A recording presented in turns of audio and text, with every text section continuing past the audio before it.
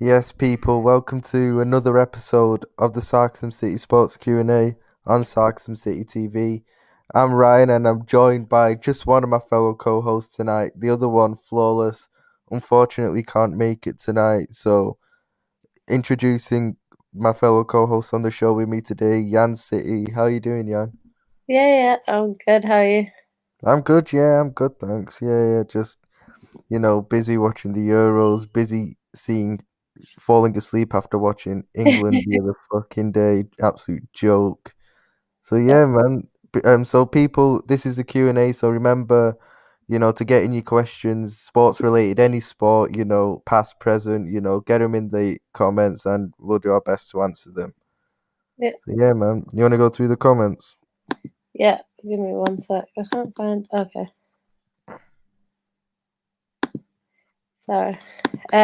Right. So Bambo's in the building. He says, "Big up, Big up, man, man. like Flawless." Yeah, Flawless is not here. Yeah. Fatter says, where's Mr. Tate now? I want to know where he is, boy. Missing Pat Bev. Yeah, I don't know where he is still. Missing Pat Bev's last scene talking stick resort arena Phoenix getting cut by Kendall Jenner's boyfriend Devin Booker. Come out from your basement, Mr. Take Note. In your face, Pat Bev. You know who's doing fraudulent things aside from FRAUDGATE, way off P and fraud trick Brevely. Yeah, that's not obviously he's not happy with the way Patrick Bev is playing. Nippon's in the comments. He says, hi, big up to him. Ravi says, big up to the Sarcasm City family. Make sure you like, comment, share, subscribe to the channel. Road to 3K is on. Yeah, make sure you get us to 3K. Yeah, we need that three. I think it's under 90 away now, so make sure if you're new, you subscribe because we need that 3K party, man. Me, Flawless, gonna be waved on it. Yancey is gonna, Flawless will be waved on his boring JD. Yancey, will be there with their 2% wine, man. So yeah, man, it'll be good, innit? Yeah, don't hate on the 2% wine. So you admit it's 2% now? No, it's not 2%. It's Okay, not. 4, innit? 4. I don't even know. Yeah, it's something low. Last time I saw you drink wine, I saw the bottle. It was like 4%, wasn't it? Yeah, it's low. It's low. It's low. Yeah. I'm not an alky. I was driving. Yeah, that's true. You were driving that. You picked me up from the wrong station, but yeah, it's cool, isn't it? Fatter said, "I don't care. Way off P doing triple double. His team should be contributing more. Pat Bev been simping and looking Kendall Jenner's mansion in Phoenix in it, missing the wind-up merchant in the game. Yeah, fair enough. Do you know what? Right. Like, it's mad. Like basketball. I used to watch basketball when I was at uni. You know, when you just don't have anything to do with your life. So, like, if you've got no Yeah. the next day, you're just like pretty chilled.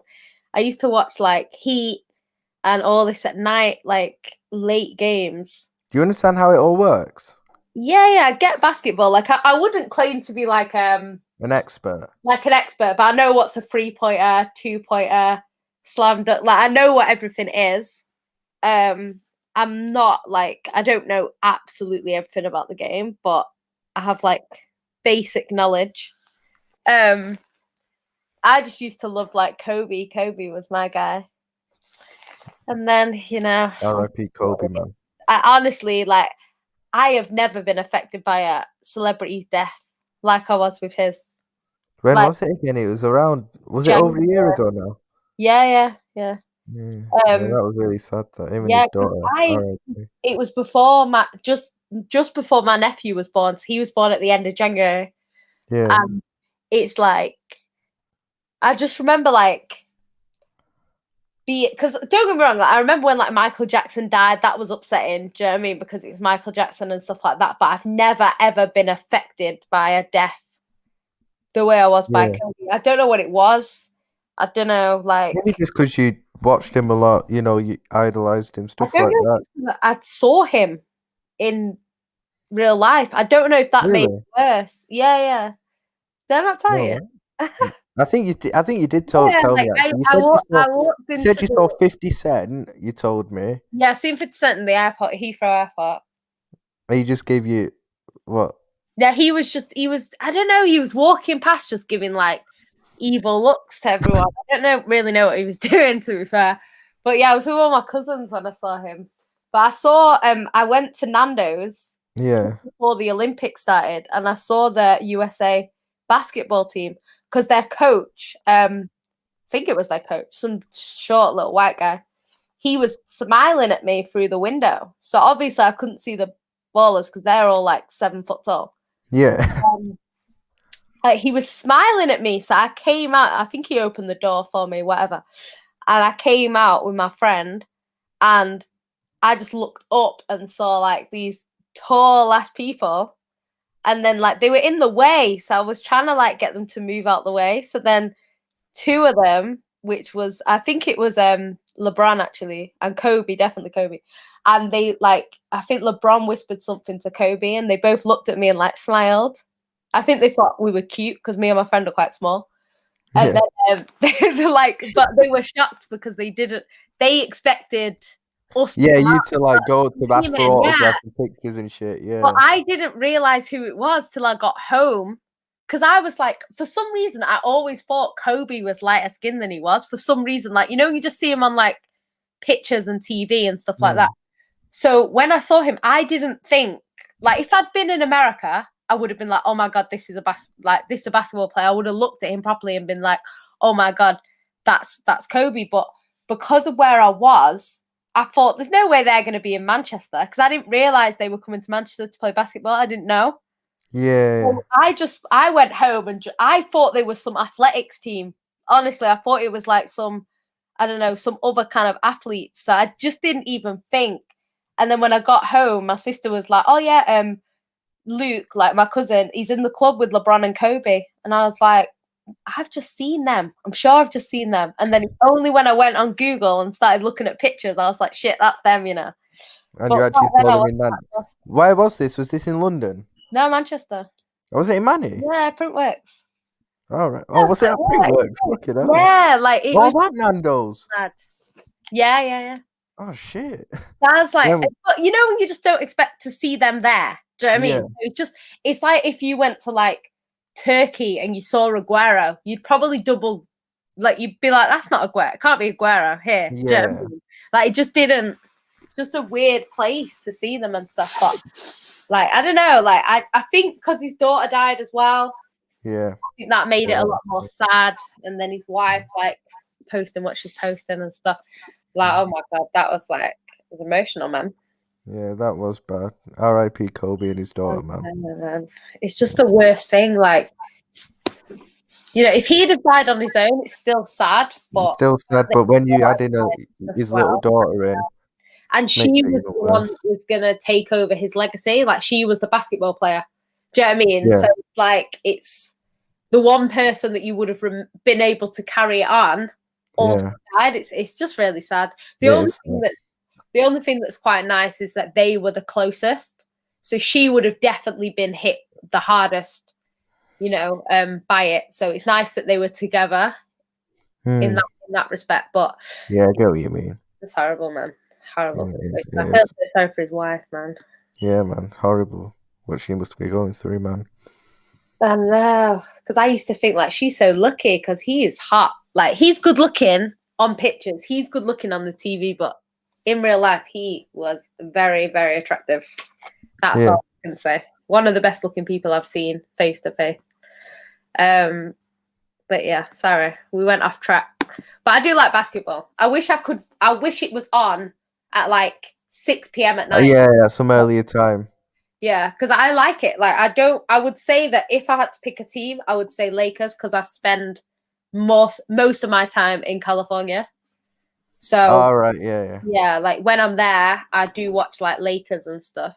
And yeah, obviously, have you been to a basketball game? No, I wanted to go. My dad's been to a Raptors game when we went to Toronto because that's who my family are from Toronto, so they support them. Like even my cousins that live in LA, they're Raptors because they are from Toronto. Yeah. But yeah, like I just think because my uncle that's out there as well, he's from Ohio actually. So he should be a Cleveland fan, but he's been in LA he's been in San Diego since he was like at college. So he's more Lakers. because he spent Yeah. more time there. So yeah.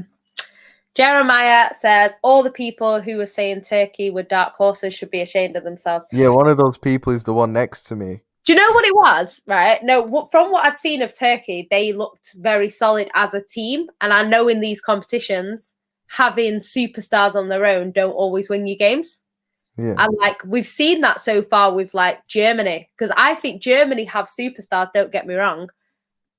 But it's not like a Portugal where it's big name, big name. Do you know what I mean? Like it just I seems think Germany seems better than Portugal's. I ain't gonna lie. it is. And I think they're better as a team than Portugal. You Do you know know what I mean? one thing about Portugal Germany, good on paper. even if they don't have like the biggest stars, Yeah.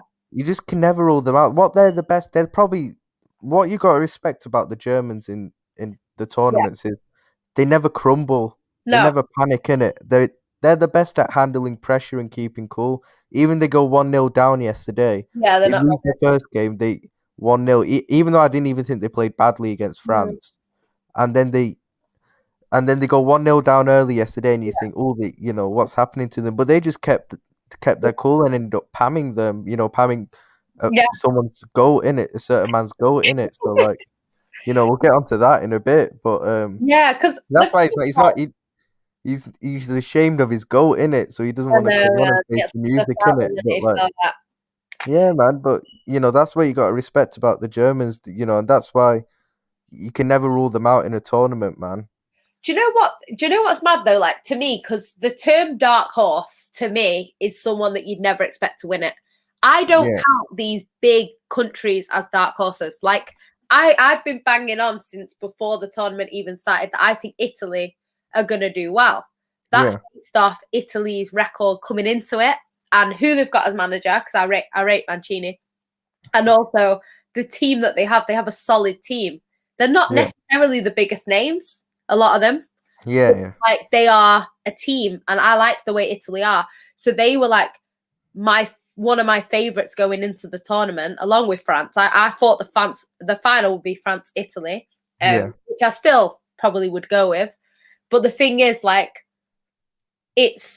I don't class Italy as dark horses because Italy shouldn't be a dark horse. A dark horse is supposed to be someone that you'd never expect to win it.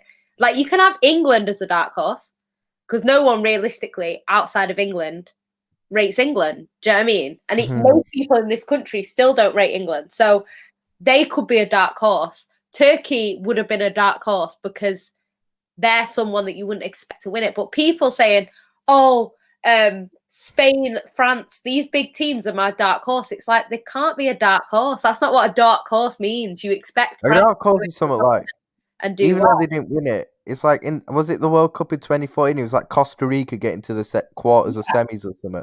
That's kind of like, whoa, Yeah, you that's get what I dark mean? horses, or like any sort of African team that aren't highly rated, or them sorts of Yeah. teams. Like I'd say in this tournament so far, like you could say Wales have done better than you expected. I'd say Wales are in a shit group though, to be fair, they in are, terms of they are, they they are. should really be getting second. They should, they should. Who else? Who's been doing? Because Finland have been doing better than people would have thought. Finland be doing better than what people Yeah, would think. So there's a few teams that are kind of there, but like to me, a dark horse is not one of the big nations. Do you know what I yeah, mean? I get what you mean. Yeah. Because And the Jeremiah can't reason why I really put say England anything. is because England aren't successful. Like Italy have won a World Cup not that long ago. Do you know what I mean? Yeah, Spain have been winning international tournaments. Portugal have just won one. France have won the last World Cup. So these sorts of teams, they're to me, they're not dark horses. If England had won the World Cup 8 years ago, they wouldn't be dark horses because you'd expect them to do well.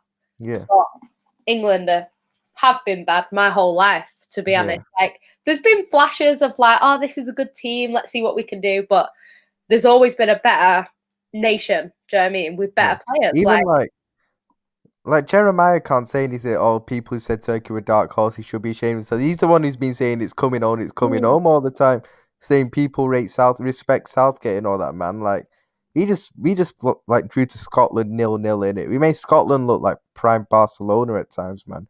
that's what I mean. Made McTominay look like prime Virgil van Dijk. Like, come on, man. Like England aren't doing shit, man. Yeah, I think because it's mad because a lot of people it's funny because when we have these debates on this show, a lot of people are always saying things like, "Oh, but Pogba plays in Man United's," and I don't know, any United player, it's like, "Oh, well, they play for Man United, you know, the manager's shit." But when it's Southgate, it's like, "Oh, this player's a fraud," and it's like, this manager is not good. Like he's Yeah, he's shit. he's got a bunch of like good players there. Like the England players, okay, yeah, they're not the best. Like I'm not going to compare them to France and be like, oh yeah, we've got a similar To be team. fair, I think with But the England team, yeah. Sorry, what were you gonna no, say? I was just going to say, just like the players that he's got, he has a lot of good attacking players, but Yeah, England can't attack. Like that has to be on. I'm not saying it's that the got to be players on the manager. do Yeah, well, but it has to be on the manager because I don't think if England are managed by Pep, they're that poor yeah. going forward. If he's Even got Harry Kane, Sterling, yeah, Sancho, Grealish, like this is like Man City with obviously no De Bruyne, but we still have good players there. So he would be getting more out of that attack. Maybe I agree with you. Yeah, one maybe thing I will say is that there are some. If I think a better manager would come in, like a better man. I don't think this England team is good enough to win the whole thing, even with a better manager, because I think the goalkeeper, defense, and midfield just isn't of the quality to win it.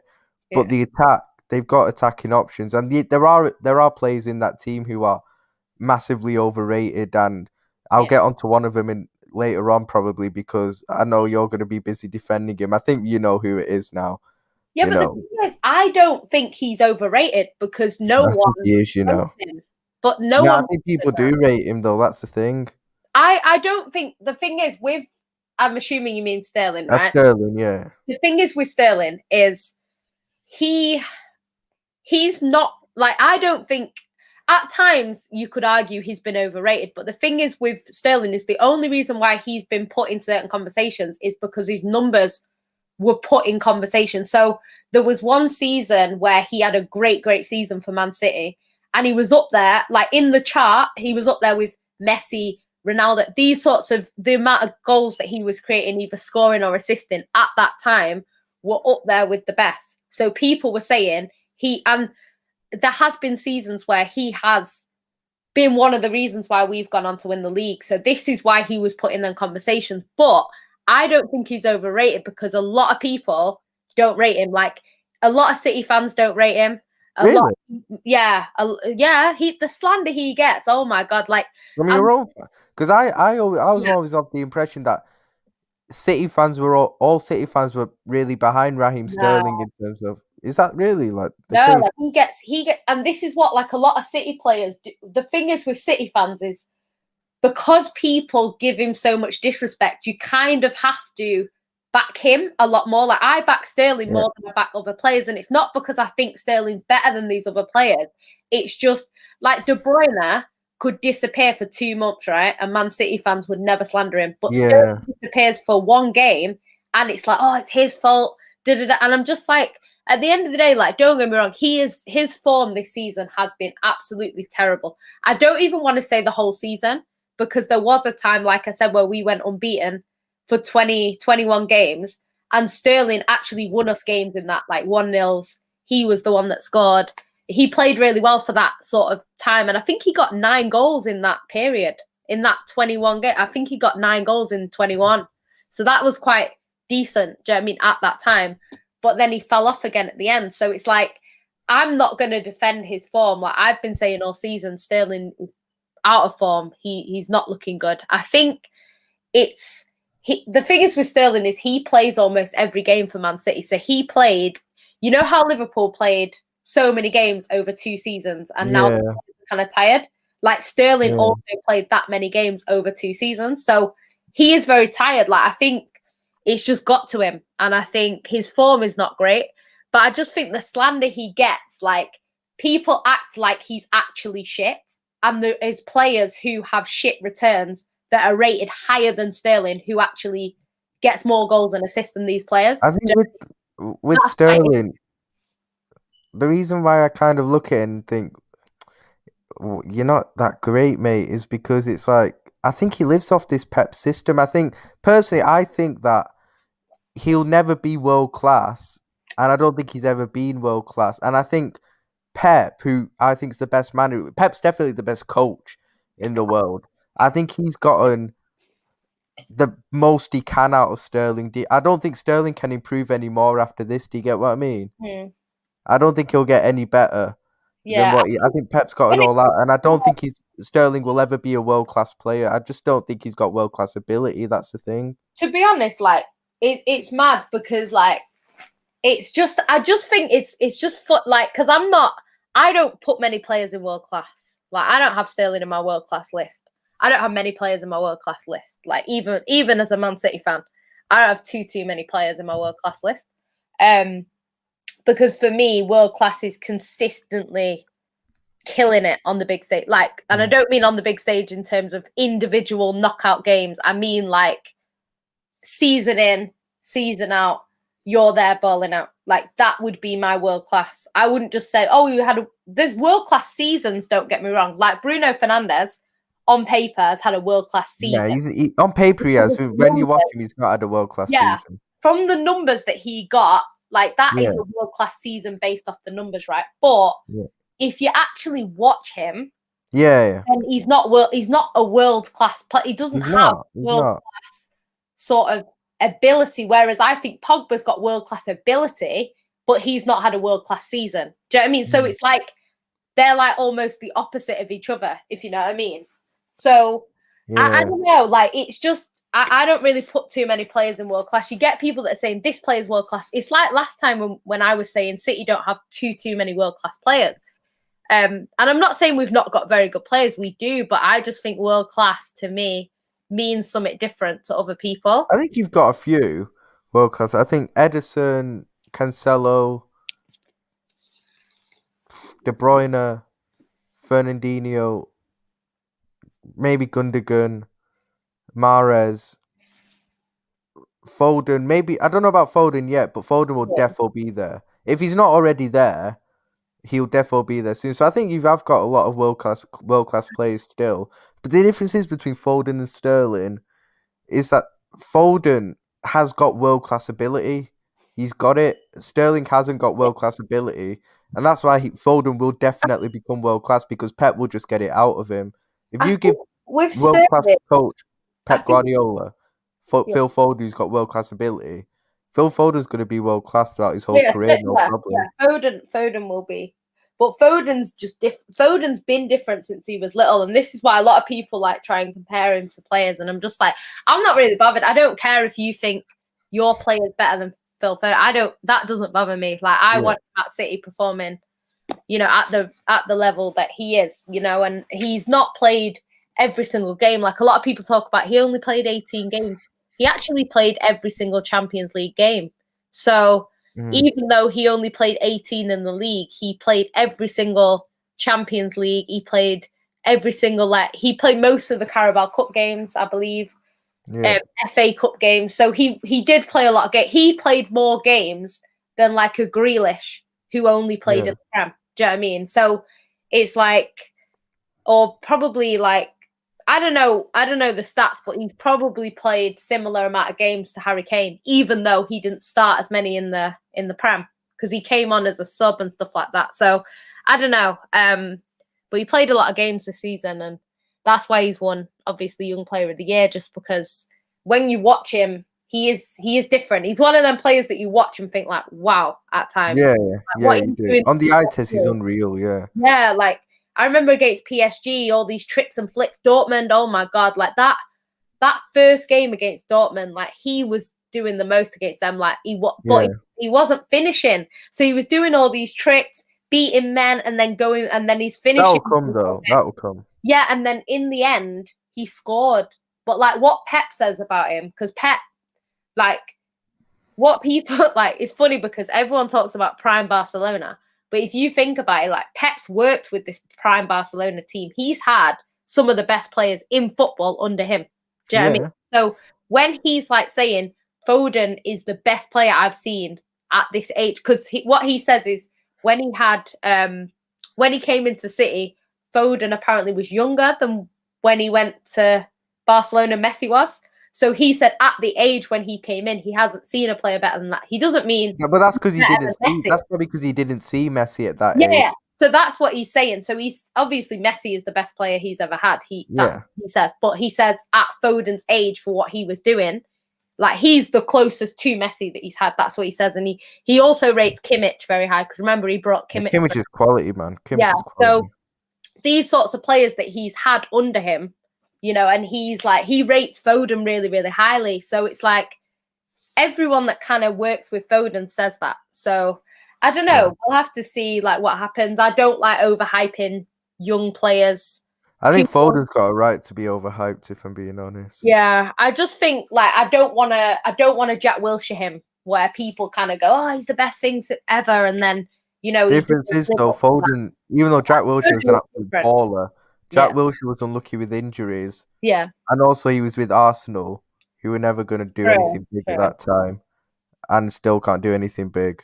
Whereas Foden's already won trophies, and will win more trophies because he's at a club that will be winning the Prem and Champions League over the next few years. So like he's in a much better position to succeed than what Jack Wilshere was, to be fair. Yeah, that's true. Jack Wilshere was unlucky in a lot of ways, if I'm being honest. Yeah, I think this season Foden's, because don't get me wrong, English people know about Foden. Like they've known about Foden, but I think Foden kind of put himself on the map this season because like a lot of people were looking at the Dortmund game, expecting Haaland to be the standout goal scorer in that game. That's what everyone expected, and it was Foden that kind of lit it up, and then against PSG, again, everyone's watching PSG, Mbappe. And it was kind of, I know Foden didn't score, it was Mahrez, but Foden was playing well in that game. He was causing a lot of problems for PSG. So things like that, I think he's put himself on, he's put himself up there as a player. But yeah, I love Foden. I think he's just going to get better and better. I can't really rate him any higher. Because I completely agree. Bambo, to be fair, I don't know. Did you watch that basketball game last night, Ryan? No, I don't. I don't watch basketball. Me, sometimes I just view into the watch-alongs just because it's funny. Like with Timo's, Timo's commentary is the hilarious thing, and Harris's meltdowns, stuff like. Oh my! That came last week where Harris's team like bottled like some 25-point lead or something, and when it was happening and Harris was having his meltdown, Timo was just doing his commentary, and but it's that shit stirring commentary. Do you get what I mean? It was the funniest thing I've ever seen, man. I was in stitches, man. Honestly, it was so funny. Do you know what? Like because I don't normally watch basketball because I didn't know it was on like Sky Sport. Yeah, I used to watch it a while ago, like years ago, like I said. Is it on Sky Sports? It was last night. You know what? I might actually join the watch along tonight and might just put it on here, to be fair. Yeah, do you know what? Like, it was good because I watched the games. So I only watched like the last sort of quarter, like the final quarter. Oh my god! So like that game was so close. Like they kept like tying the game, and then it was like then one would get like a 2-pointer, and it would go like, and then the other team would get them or free throw or something like that, and it was just like it was mad. And then they had like the Nets. They had Durant. So obviously Durant was doing well, but at the end, like they were so tired, so they were all missing these shots that they would clearly have made in the first quarter. Do you know what I mean? Like Durant had like this throw, like from I think it was like 3-pointer, and it's just like it's poor, like it's one of them poor shots right at the end. And then obviously they ended up losing in the end, the Nets, but the Nets are like the favorites, like they're the better ranked team. So yeah, it was kind of mad, but they lost by like it was so close because it went into extra time, you see. So it was like it was such a close game. Like I'd hate to lose in that way. If you're a Nets fan, that's emotional. Do you know what I mean? Yeah, I get what you mean. Yeah, but yeah, there are times when even though it's basketball, even with football, it's like there are times where if you're gonna lose a game, you kind of just wish you'd get battered. Do you get what I mean? Yeah. Instead of losing in kind of like a heartbreaking close way. Yeah, because it's like the Champions League final. Like people are like, oh, I bet you gutted Man City played badly. No, I prefer that because if we played really well, Man City got everything right, and then Chelsea got some dodgy goals. I would have been pissed because I would have been like, we should have won. Yeah. But under no circumstances should Man City have won that game. So I am less bothered by it. Do you know what I mean? I think if it was a last minute goal from, I don't know, like it could have even been Havertz, like in the dying seconds, I think I'd be quite upset because I'd be like, oh my God, we were in that game. City were never really in that game. Like, don't get me wrong, we were in it in terms of scoreline, but Yeah, but you never looked like you were going to score. we never looked like we were going to win that game. So to me, like, I knew we'd lost when I saw the lineup, to be Because I honest. remember watching because obviously you were on Don Robbie's watch along, and you were Yeah. like, you after the goal, you were like, "Nah, City aren't coming back," and they were telling you have faith in your team, and even I knew like, "Nah, you're not coming back." You know, like it's hard to have faith in your team when they're not showing it on the pitch, when they don't look like scoring. Do you get what I mean? Yeah. It's Yeah. hard to have faith in them because if they're not giving you reason to have faith about them in that particular game, then what's the point in it? Well, that's the thing, because that's what a lot of people like when they talk. They're like, "Oh yeah, but you know, she's negative." Like, because I was Not obviously being negative. quite negative, but the thing is, like, I just know Man City. Like, it annoys Yeah. me when people, and this is why before, like the final, like when I was saying, "Oh, Man City could win it," like even though it's our first final, I thought we could maybe do it. Was because Man City had been really, really good in the Champions League. Like every game, we'd gone in there not expecting to necessarily win certain games and just go in there and just killing it. And I was of the belief that Man City would play the same team and play the same way. And I thought if we do that, we can beat Chelsea. But Pep didn't go along with that. So when I saw the lineup, I was like, this is not going to work. So I was telling actually Robbie, I was like, put money on 1-0 Chelsea. I said, you should do it.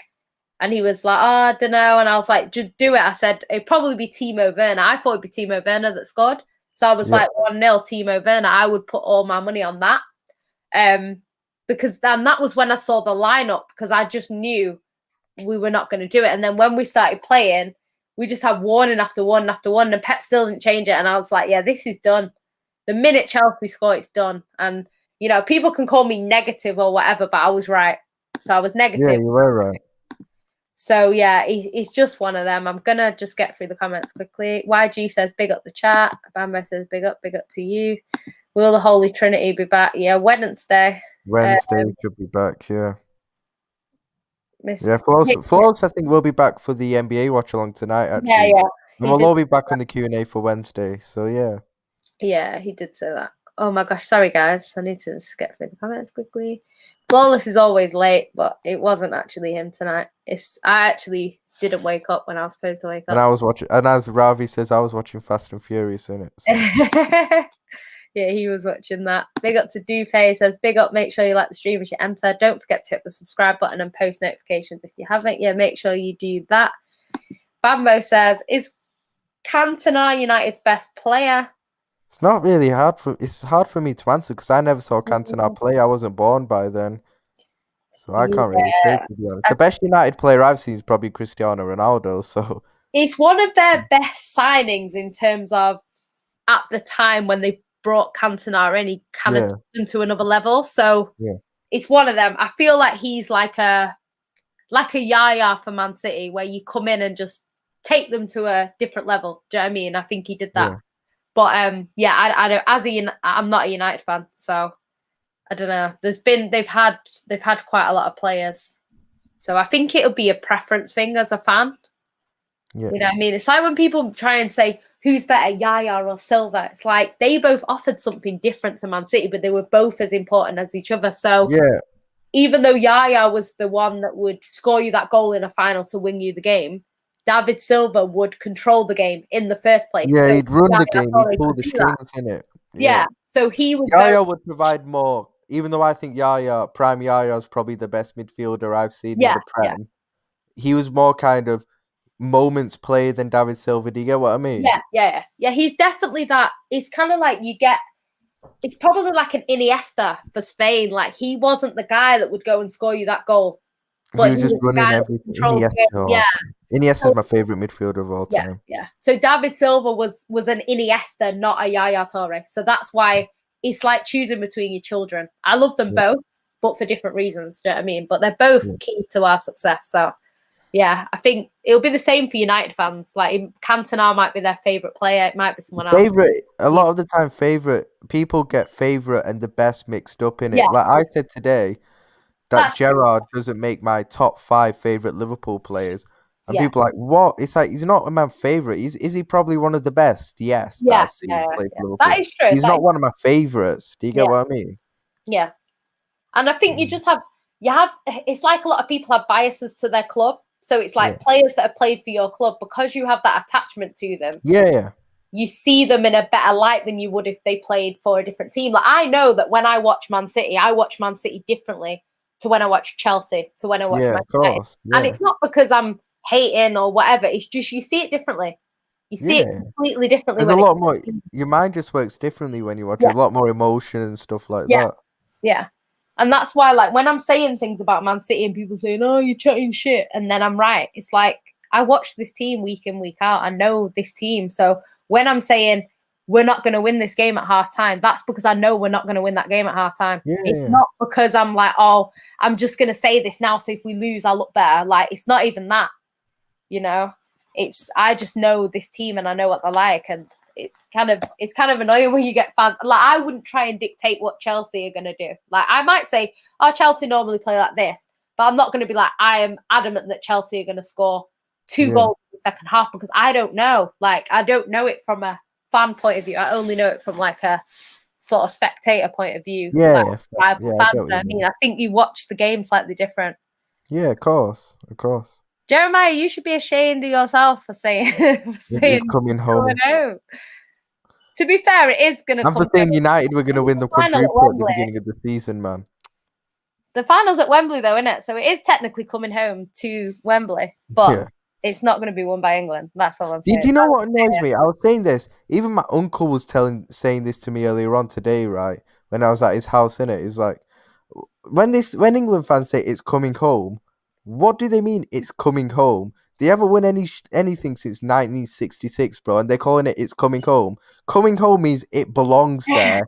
It does not You know belong what? in England when they haven't won it in 1966, man. That's like Arsenal fan. That's like Arsenal fans saying the Champions League is coming home to the Emirates. It's never been there in the first place. Do you get what I mean? Yeah. Do you know what I think it is? Actually, the term coming home is because football, like football as we know it. I know people are saying, "Oh, football was started years and years and years ago in other countries and stuff like that." Like it was established. The actual football that we play today was established in England. So I think it's coming home actually refers to that. Oh, does it refer to that? Fair I enough. think it Fair enough. refers to that because it's not like World Cup Brazil. I think are the top team.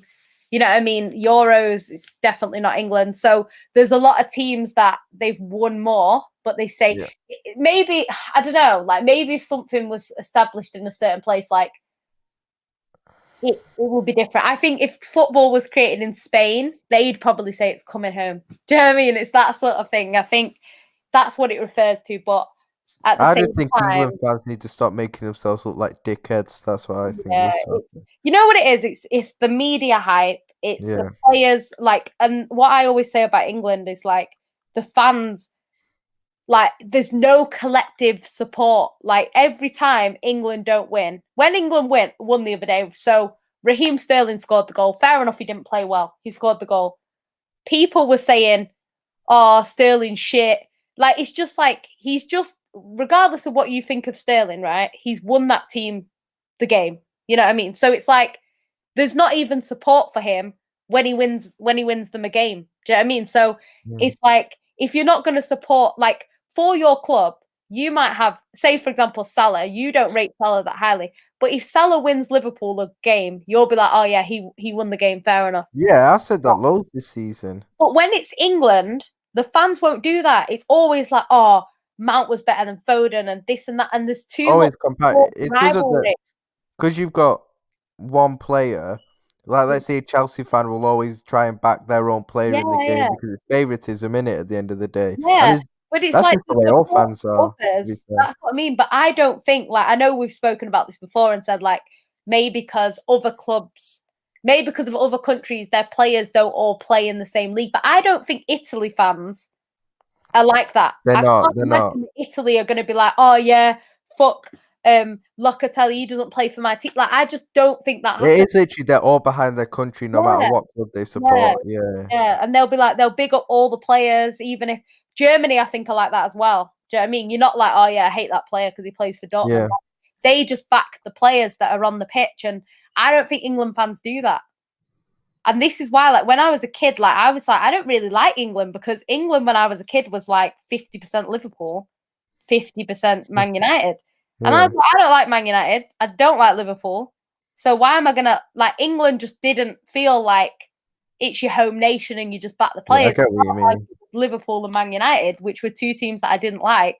And then you'd get like Sean Wright-Phillips was the only guy from City that could break into the team. Yeah, Like, just, there wasn't that sort of love for the team that I think these like Italian, because my best friend growing up in school was Italian, and yeah, he, like, everything was like Italy, and like they just back every single player that plays for them, and yeah, it's just, I just think it's different. And I think that's why England, it's kind of like, I don't know, even if they're good, I just think they're being held back a little bit, probably by the media overhyping them. That doesn't yeah, help. You don't want to be like, I think there's a lot of pressure when you're favourites, and that's why I don't like every season when people are like, City are favourites for the Champions League. We're not favourites for the Champions League. We're not. yeah.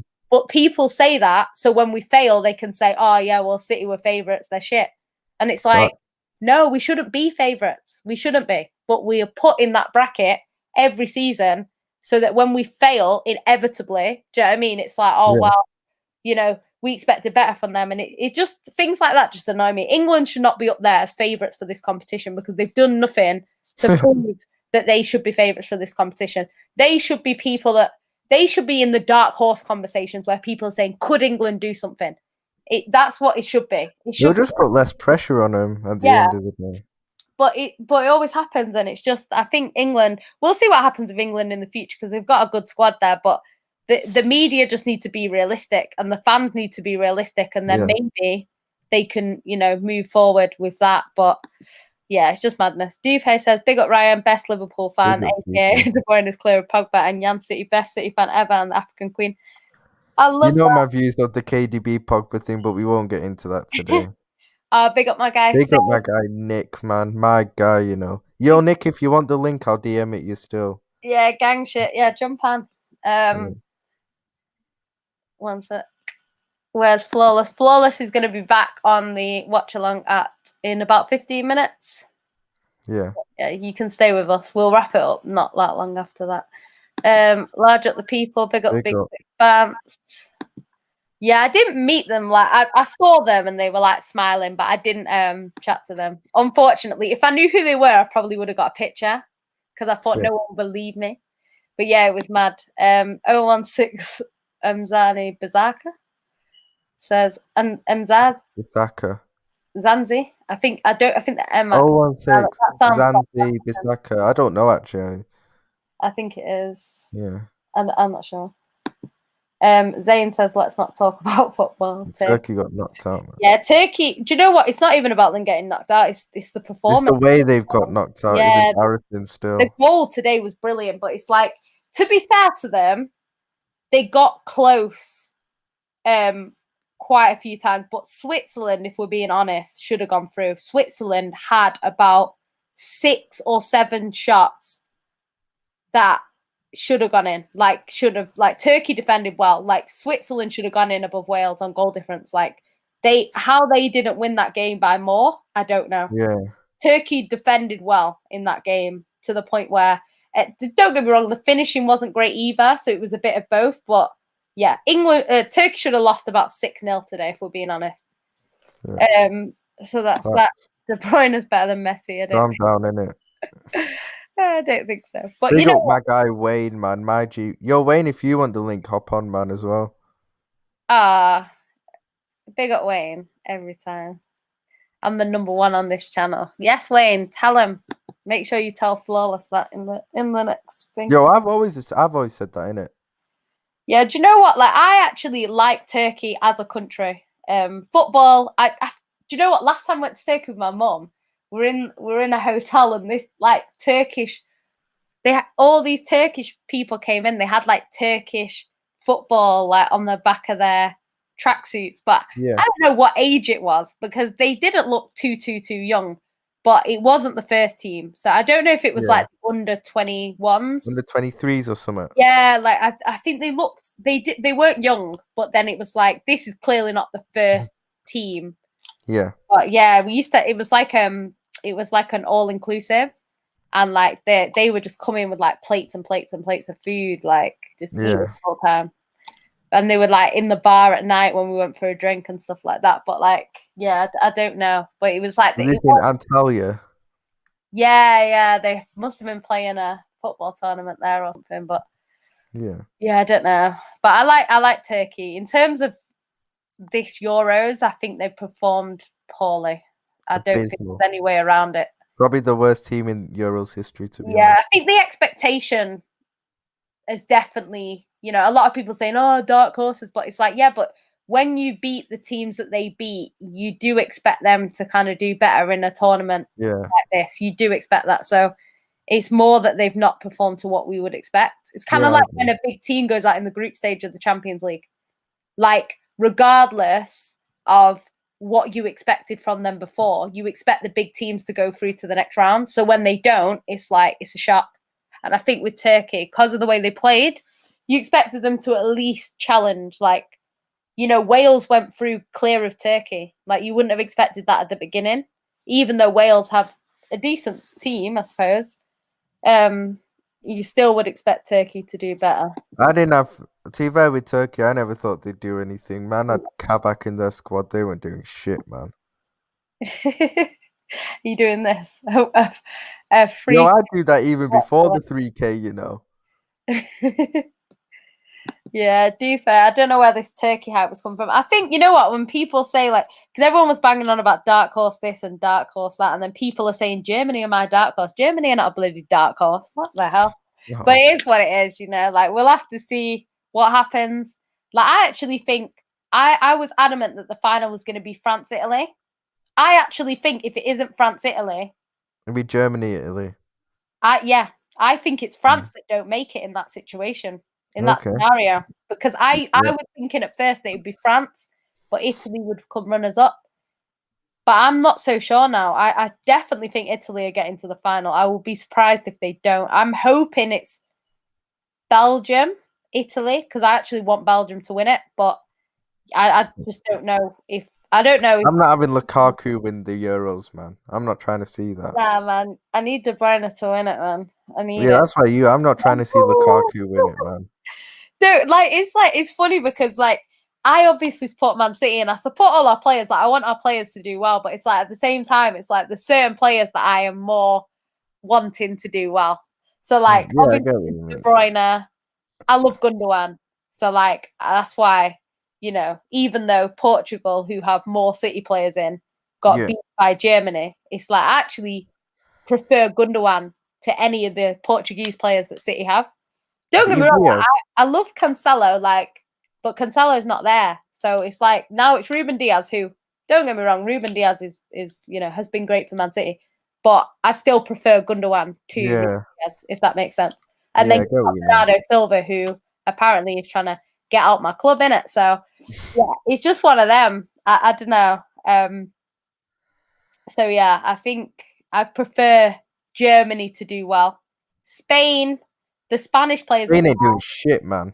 Like I like Ferran Torres, innit? But Ferran Torres is like he's still young, so if he wins anything for Spain, it's not going to be now. It's going to be when he's a bit older. So just one of them. It's not obviously Laporte. I think Laporte's done quite well because even when Spain have been like not very good, they've not been conceding loads of goals. So it's more attacking that they're struggling than defensively. And anyone can concede against Louis, man.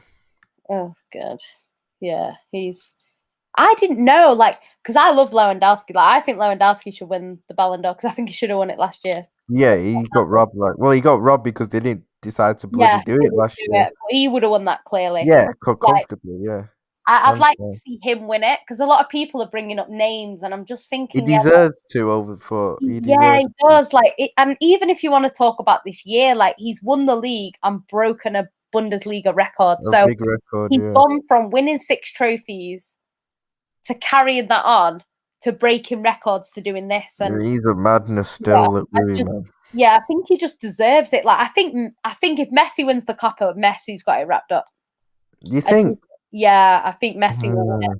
Just because, but the thing is with Messi is like Thing Messi is, if they've got so high, like it's just like he scores like 50 goals every season. It's I like could just see. Even though I think if he wins the Copa, Messi shouldn't win it.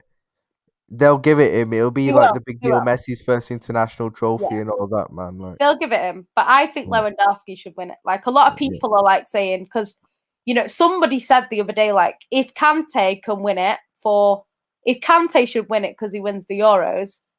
So the player of the tournament for Belgium. So say that's like De Bruyne. Say it is De Bruyne. Like they're saying he should win it. But the thing is, I don't think either should win it. Don't get me wrong. There's a case for both of them if they do that. But I just think Lewandowski deserves it. That's what I think. think there is a genuine case for Kante, to be honest, if he wins the Euros. Yeah. But it's just one of them things. I don't know. I just think like people think that I'm saying no to Kante because I want a City player. Like I just think Lewandowski should win it. Do you know what I mean? But obviously, people, it's the calendar year as well, so it just depends what happens because could be that they do well at the Euros and then in the league next year they're not very good, and then it kind of I don't know when they vote for it. You say? Yeah, But I think it's. I don't actually know. I know it's calendar year, and then they calendar year, January to yeah. January. So we'll have to see what happens. Obviously, if he wins the Euros and the Champions League, there's a case there. So we'll see. Wayne says, "Can we pick up the Love Island watching?" Oh, I can't wait for that. You know what? Like when I Love said Island. that, I was joking, but then obviously, like, it is quite a good shout. The only thing that I would say, guys, is I can't multitask, so I want to actually watch it.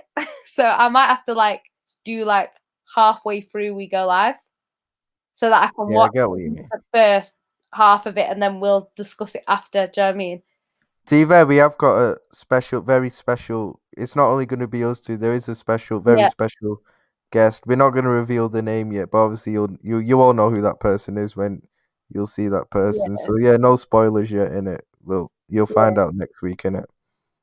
Genie doing bits in the Euros. To be fair, Genie always does well in the forum. Genie's crap, man. Don't need that. Genie's crap, man. He does well for Holland, though. Good for him, innit? Jan needs to stop being on my neck. Stop giving me a reason to be on your neck. Yeah, that's the thing. Memphis Depay to Barcelona. It's a good signing. I think it's a good signing. Yeah. Good player. Jan is right. I don't know what that's about. I'm always right, is what it is. It was our first major tournament in how long? Have no idea why everyone is on our back. Yeah, I said that earlier on because I was just trying to wind Zayn up in it. But like Zayn's my guy in it. I'm trying to wind him up in it. I think it's just people kind of jump on a hype of a certain team, and then when that team don't do well, it's like, oh, they're shit. It always happens. Like whenever you go out to a tournament, your team's shit. Everyone's a fraud. Like it is. Until England go out, and some people's favourites are going to be like, oh, they're still good. Yeah. So it is what it is. Jeremy says, big up Jan and Ryan. Big up Jeremy. Jan, that turkey didn't defrost, man. Oh. Do you know what? Big up my country, Turkey, man. Big up my. You only go there because you like Antalya. I do love Antalya, man. I would live in Turkey if I spoke the language. I like it that much. I've been going Turkey since I was a kid, though. Yeah. It's not that part. I used to go to like Delaman sides, but yeah, I don't like it there. It's a bit people try and buy me all the time. Like, can I buy your daughter? Oh yeah, you told me about that. Yeah, it's happened like so many times, and my mum and dad are like, "How much?" Like 2 camels for your daughter. It's like, what the hell? I wonder what would happen if you like actually got bought. Like, what they would do with you. Yeah, let's not get into that, innit? Let's not get into that. Oh god. Afterling says, Jeremiah, you are Ole-ing. You should be ashamed of yourself. That is true. Who's worse, Ollie or Southgate? I think Southgate, man. I think it's close. I think you know what it is. At least Ollie plays his best players in it. Yeah, that's one thing. He plays his best players. I'll give him that. Yeah. One thing about them is though, in press conferences, Southgate actually sounds like he knows what he's talking about.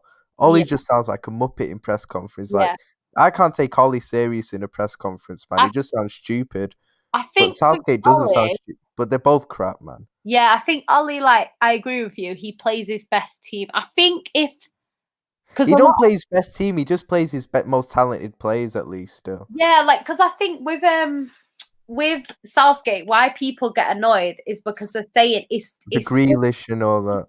you know what it is with England as well. It's the way that they play. Like they've got like Oh, Foden in there, who's a baller. Like they've got Grealish on the bench. They've got Jadon Sancho. They've got all these ballers, and they play boring shit football. it's so bad. They play like they've got the Burnley players. Do you know what I mean? I mean, don't They get me wrong. Ollie play it plays with shit shit. football as well, but that's because he can't coach them in it. Yeah, That's yeah, because yeah, he's not got the ability to coach him in it. But at least Ollie does put out just his most talented players on paper. yeah, yeah. Southgate don't even do that in it. So like, No, he doesn't. that's why I say Ollie's better in it. But it's not. It's not close. Like Flawless said, it's like choosing the tallest, smallest person or whatever he said in Yeah, it. Like, yeah. It's at just least there's Southgate not sounds better in press there conferences. everywhere. Like if you were to listen to Ollie in a press conference, he gives you no confidence at all. Like he's awful in press Yeah, conferences. yeah. It's just I don't know. I just think they're both out of their depth, to be honest. Oh yeah, facts. I know I'm giving Southgate this tournament. If he messes up, like us getting knocked out of the round of 16, then I will be He Southgate will out. mess up, So man. you're gonna be Southgate out then. Yeah, They ain't definitely. getting past France, I can tell you that for free. Um, yeah, it's true. It's true with this because he says Sterling doesn't get anywhere near the ratings that De Bruyne, Bruno, Mane. Conversations that people are already putting him in. Bruno's just hella overrated anyway. Salah's just hella overrated anyway. And I like Manny, but he's overrated as well. To be fair, I think the other two are absolute quality still. Yeah, I think what it is when someone's good. It's like even Kante now. You're seeing Kante get But I over. think You Kante kind know of what I mean? deserves to be in that talk still for all No, his he deserves abilities. to be in the talk, but people always put this is what I always say all the time, like people put people into places that they don't belong, and then they end up getting disrespected because you're trying to bring them back to where they actually are, which is world So what class. do you think Kante is? Because I think Kante is probably one of the best ever now. Yeah, I do agree, but people, do you know what I mean, are saying he is the best, full stop. So it's He's like the we best don't know what? that yet. So I don't know, like I don't know, like I just see people like he should win the Ballon d'Or clear of everyone else, and it's just like I if he think I loses the wouldn't say Euros, clear. then I I don't wouldn't say think he should win it. Do you yeah. know? I wouldn't say clear of everyone else, but I think if he wins the Euros, he's definitely got a very good case of winning it. I'll Yeah, give yeah. him that. I will give him that. I think Kante and Kane though, De Bruyne is still world class. De Bruyne is absolute quality, but I just feel with him, I think people get overhyped when they're already putting in conversations like already the best midfielder in Prem history, and Nah, he's better than like prime Luka never. Modric and stuff. Like, The only thing that people put him in is the best midfielder in the Prem right now, which I think he is the best player in the Premier League. yeah, there's a case for it still. So that's the conversation that he's in. But People are I've talking heard about people compare him to like Luka Modric and these guys when they're in their prime, and I think nah, he's just not as good as them. In his, but he's quality, but that he's not as good as. comparison comes because he's put himself in that conversation. Do you I know what I don't mean? think he's in the same Because breath as prime Luka Pogba Modric hasn't still. put himself there, but he's in them conversations. That's the difference. Mm. He hasn't done that. So it's one of them things. Like for me, I don't really care about who's the best. Like Yeah, because it's like people even say is he the best for Man City? Like I don't think even right now, if you asked any City fans who's the best player we've ever had, it's going to be David Silva, yeah. Colin Bell for the older ones, David Silva for most others. You know, and then you might get some people that throw Like like Yaya Aguero, Toure or Aguero or whatever, depending on what you company. like. Yeah. But they would literally, he's like in them conversations, in it. But when he retires now, it might be different. It might Maybe, be yeah. different. So I But think I heard someone the other day, a YouTuber, I forgot who it was, say he's the best midfielder of his generation, and I'm like, what the fuck, man? He's not in it. Like, you all that's the thing is though with football, like you always get people that take it one step too too far. far, You man. always That's get, too and far.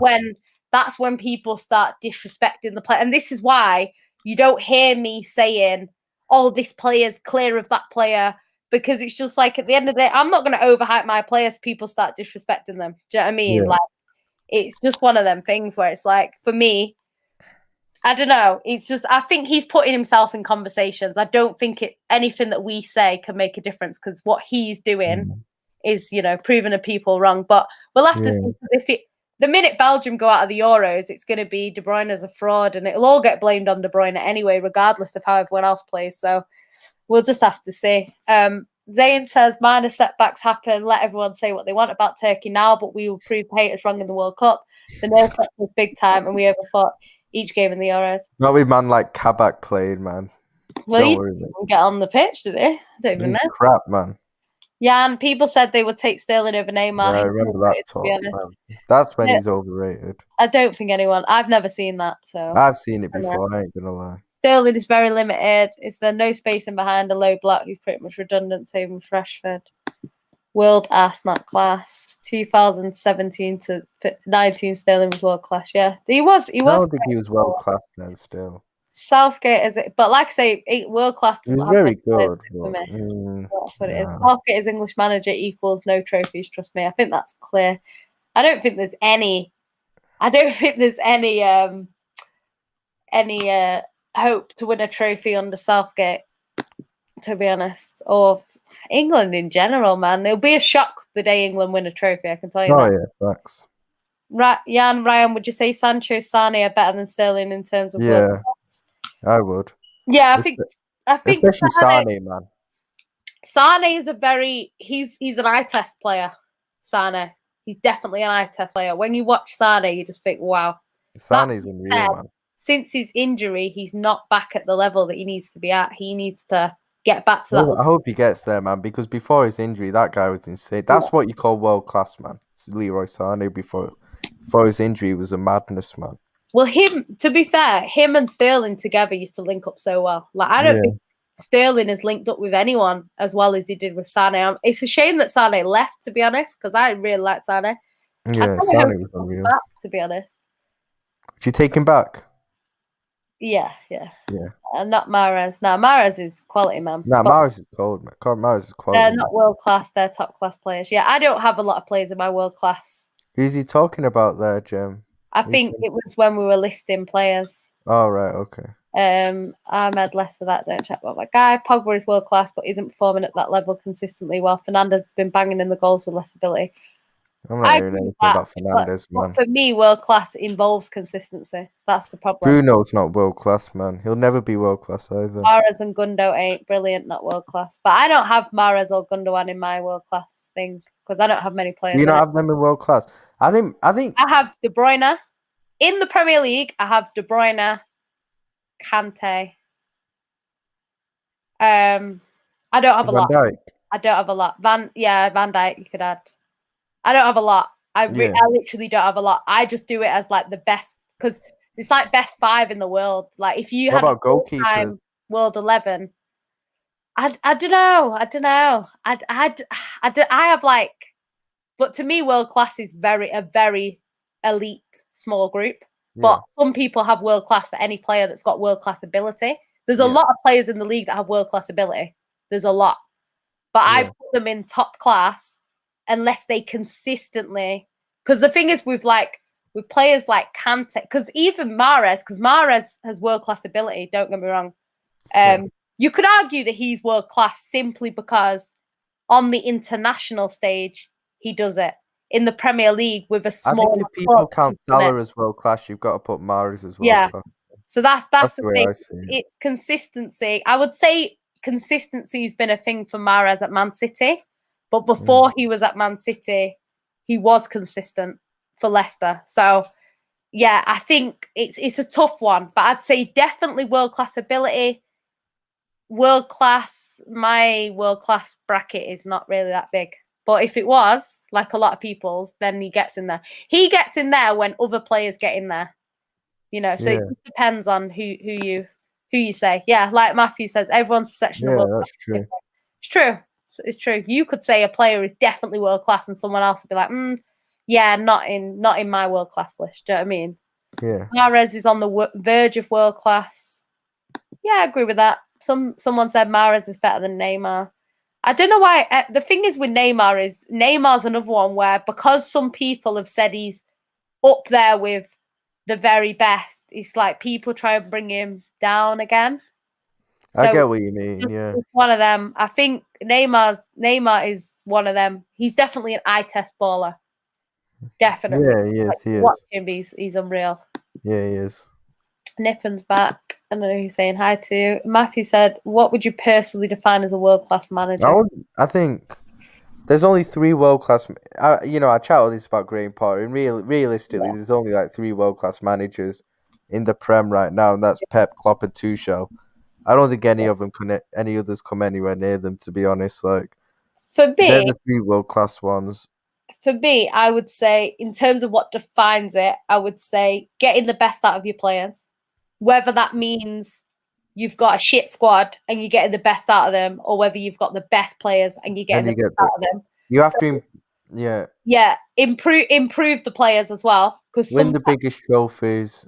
yeah, and win trophies. There's no point in you improving your players playing well and then you never ever do anything. Like that's I not. think Don't get me wrong. That being said, like I say, if you're managing a team that are not expected to win anything and you're getting the best out of your players, you could still be world class without winning. But eventually, you're going to need to go and win a trophy. And I think you have to look. There's different scenarios, isn't there, yeah, in terms of the way there's different situations, yeah, managers, and conditions that they're at clubs. yeah, Like you look at a Pep who's got the best players and has spent yeah, money and inherited a great side, and he's taken them to the next level and he's yeah, winning stuff.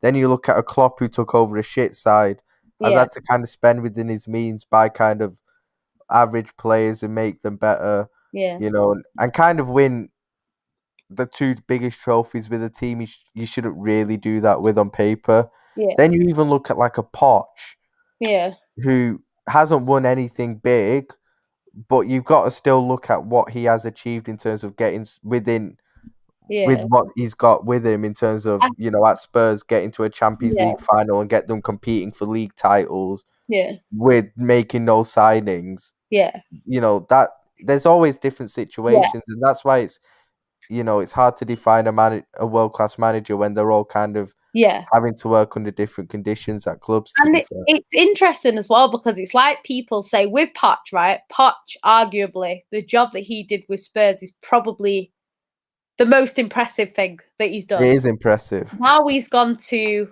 now he's gone to PSG. Now, yeah, PSG. if he Now the doesn't do it at expectations have PSG, changed. then questions will Yeah, need to be asked of him, definitely. but that's what is mad because it's like if you look at like Tuchel had PSG, great side, they're like a Man City. Do you know what I mean? They've got the money, they've got the players, and he didn't. They got to a final, but he didn't win it. And then he's gone to Chelsea with an arguably less team. Do you know what I mean? Like, don't get me wrong, they're still a good team, but they've not got the players that PSG had, and he's won it. So it's weird. It's like when people say, "Would Pep do it with a smaller team?" We don't know. We don't know. But there's managers that have done it at smaller clubs and then gone to the very best, and haven't done it. So you just don't know. I think there's an argument both ways, like because it's like there's obviously managers that have done it at both. Like obviously the only experience Pep really has is Barca B, who weren't very good when he Yeah. went there, to be honest, and he did improve them a lot.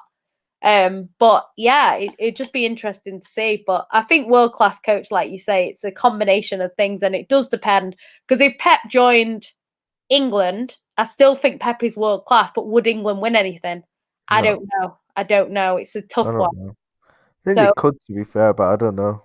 they're more likely to, but whether they do or not is another story. Mm. You don't know. Where is Flawless? Flawless is on a watch along, which should have started. Now, Jack Wilshere not succeeding was simply injury, nothing to do with his club. Many players were poached from Arsenal. True. I just think they let him down, really. I think they overhyped him too early and then No, you got to give it. he did. When Arsenal are selling their best Yeah. players and aren't acting like a big club, Yeah. then Jack Wilshere was never going to progress like what Phil Foden will do now at Yeah. Man City. But I So think and the pressure, I plus don't the mean injuries, But I don't mean they overhyped him as in he wasn't good. What I think they did quality. is they put him in a position where he was under a lot of pressure. So it's Yeah. like Foden now. They're trying to put Foden under a lot of pressure, and it's just like, why do that to yourself? Like, it's self-sabotage at this point. Because if he doesn't have a good competition now, what's that going to do for him? Do you know what I mean? Like, it just, sometimes you just got to let players do what they're doing, you know? Yeah. Mbappe did start, actually. The second leg, he didn't start. That he didn't play in the second leg. In the first leg, he started and he played for the whole game. You can say that he was injured if you want, but he was still making the runs that he makes, and we were just cutting it out. So that's not against that. But Foden, decent. That goal against Liverpool was next Yeah, it level. was Yeah. good. One sec. Harris and Timo are too funny on the watch-alongs. They are. Oh, Yeah, sorry. they are good. Where are the comments gone? Oh my god, sorry guys. Wow, there's so many comments. Oh my god, I didn't even notice. One sec. How you react after a final Champions League defeat is crucial for Man City's progression. I think they'll be fine. I think they'll be fine. I don't worry about City like that. I think it's very obvious why we didn't win. It's not one of them where it's like, oh, what, you know, we did everything we could and we got beat. It was one of them where they'll know exactly why they lost. you know, why they didn't win. I don't know which day. We'll find out from Flawless. Yeah, I don't know what day. Yeah, we'll just find out. Daniel said, my two favourite Man City and Liverpool fan. Let's go. Big up, man. Crazzarino, Paterino. Foden needs to get dropped. Foden is not the problem in England. If you think Foden is the problem, football might not be for you. Question for Jan and Ryan. Who is your favourite City and Liverpool player you have ever seen play? You can go first. Favourite City player? I don't know. Favourite. See, I have favourites. I have favourites for a reason. Like, my favourite City player is Fernandinho. He's probably not the best one I've seen play. Nah, this is favourite though. This isn't the best one. He's my favourite. Like, I loved Alano. Watching Alano was great, especially because Man City weren't the best. Sean Goa was one of my favourites as a kid, and Nalka was brilliant for Man City. Sean Wright-Phillips, one of my favourites of all time, actually. Yeah, there's been quite a few, but Yaya probably gave me some of the best moments of my life. Aguero gave me the best moment of my life. So yeah, it's a hard one. David Silva was just a baller and a half. Yeah, it's difficult. It's difficult. How about you? I know what yours is. Suarez. My favourite. Suarez is the best I've seen. Torres is my favourite. Torres is my favourite footballer of all time. Yeah. Suarez is the best Liverpool player I've seen play though. Yeah. Yeah, it's one of them. It's on preference as well, because you might get. I think Torres is just childhood nostalgia. To be fair, I loved what's his face, Robinho. Yeah, I loved him. I thought he was too good for Man City. There's been quite a lot of players like Kladzi and a lot of these players that were too good for Man City at the time that they joined. If you had Robinho in the squad that we've got now, it'd be great. But at the time, it's like the players around him were pretty shit. Like, and he was still doing bits. You know, I love Robinho. Mount needs to get dropped. I don't think either of them. I don't think Mount needs to get dropped. I think Mount and Foden need to play, but I think they should be playing with like a Grealish or a Sancho. It shouldn't be the team that's there now. It shouldn't be two DMs. They need to get rid of one of the DMs. And all this overhyping Calvin Phillips after one good game, man, coming back to bite people. But why don't they just, because Mount can play more defensively than don't play Mount as a number 10. Play right. As an 8. Play him as an 8, and then play Foden, Grealish, and whoever you want up front. Like, that's what they should be doing. It's got to be Kane up front still. All this dropping Harry Kane. Don't drop Harry Kane, man. Harry Kane gets in the team just by chance that he's the best striker. So Harry Kane deserves to be in the team still. Yeah, he does. He does. Definitely. Comparing Silva to Iniesta, do you know who Iniesta was? Stop the discussion. I think she was just comparing the way they play. The way they play, their similar role. I'm not talking about but Iniesta's one of the best ever. But then if you look at, the thing is, if you look at Spain, Iniesta's one of the best ever, and so is David Silva. But David Silva and Iniesta played together in that I don't World. think David Silva will ever go down as one of the best midfielders in history, whereas I think Iniesta Yeah, will. does yeah. Iniesta's definitely one. For me, Iniesta's the best that I've seen because I didn't see Yeah. Zidane properly. So for me, Iniesta's the best that I've seen personally. Yeah, in this newer generation. Yeah.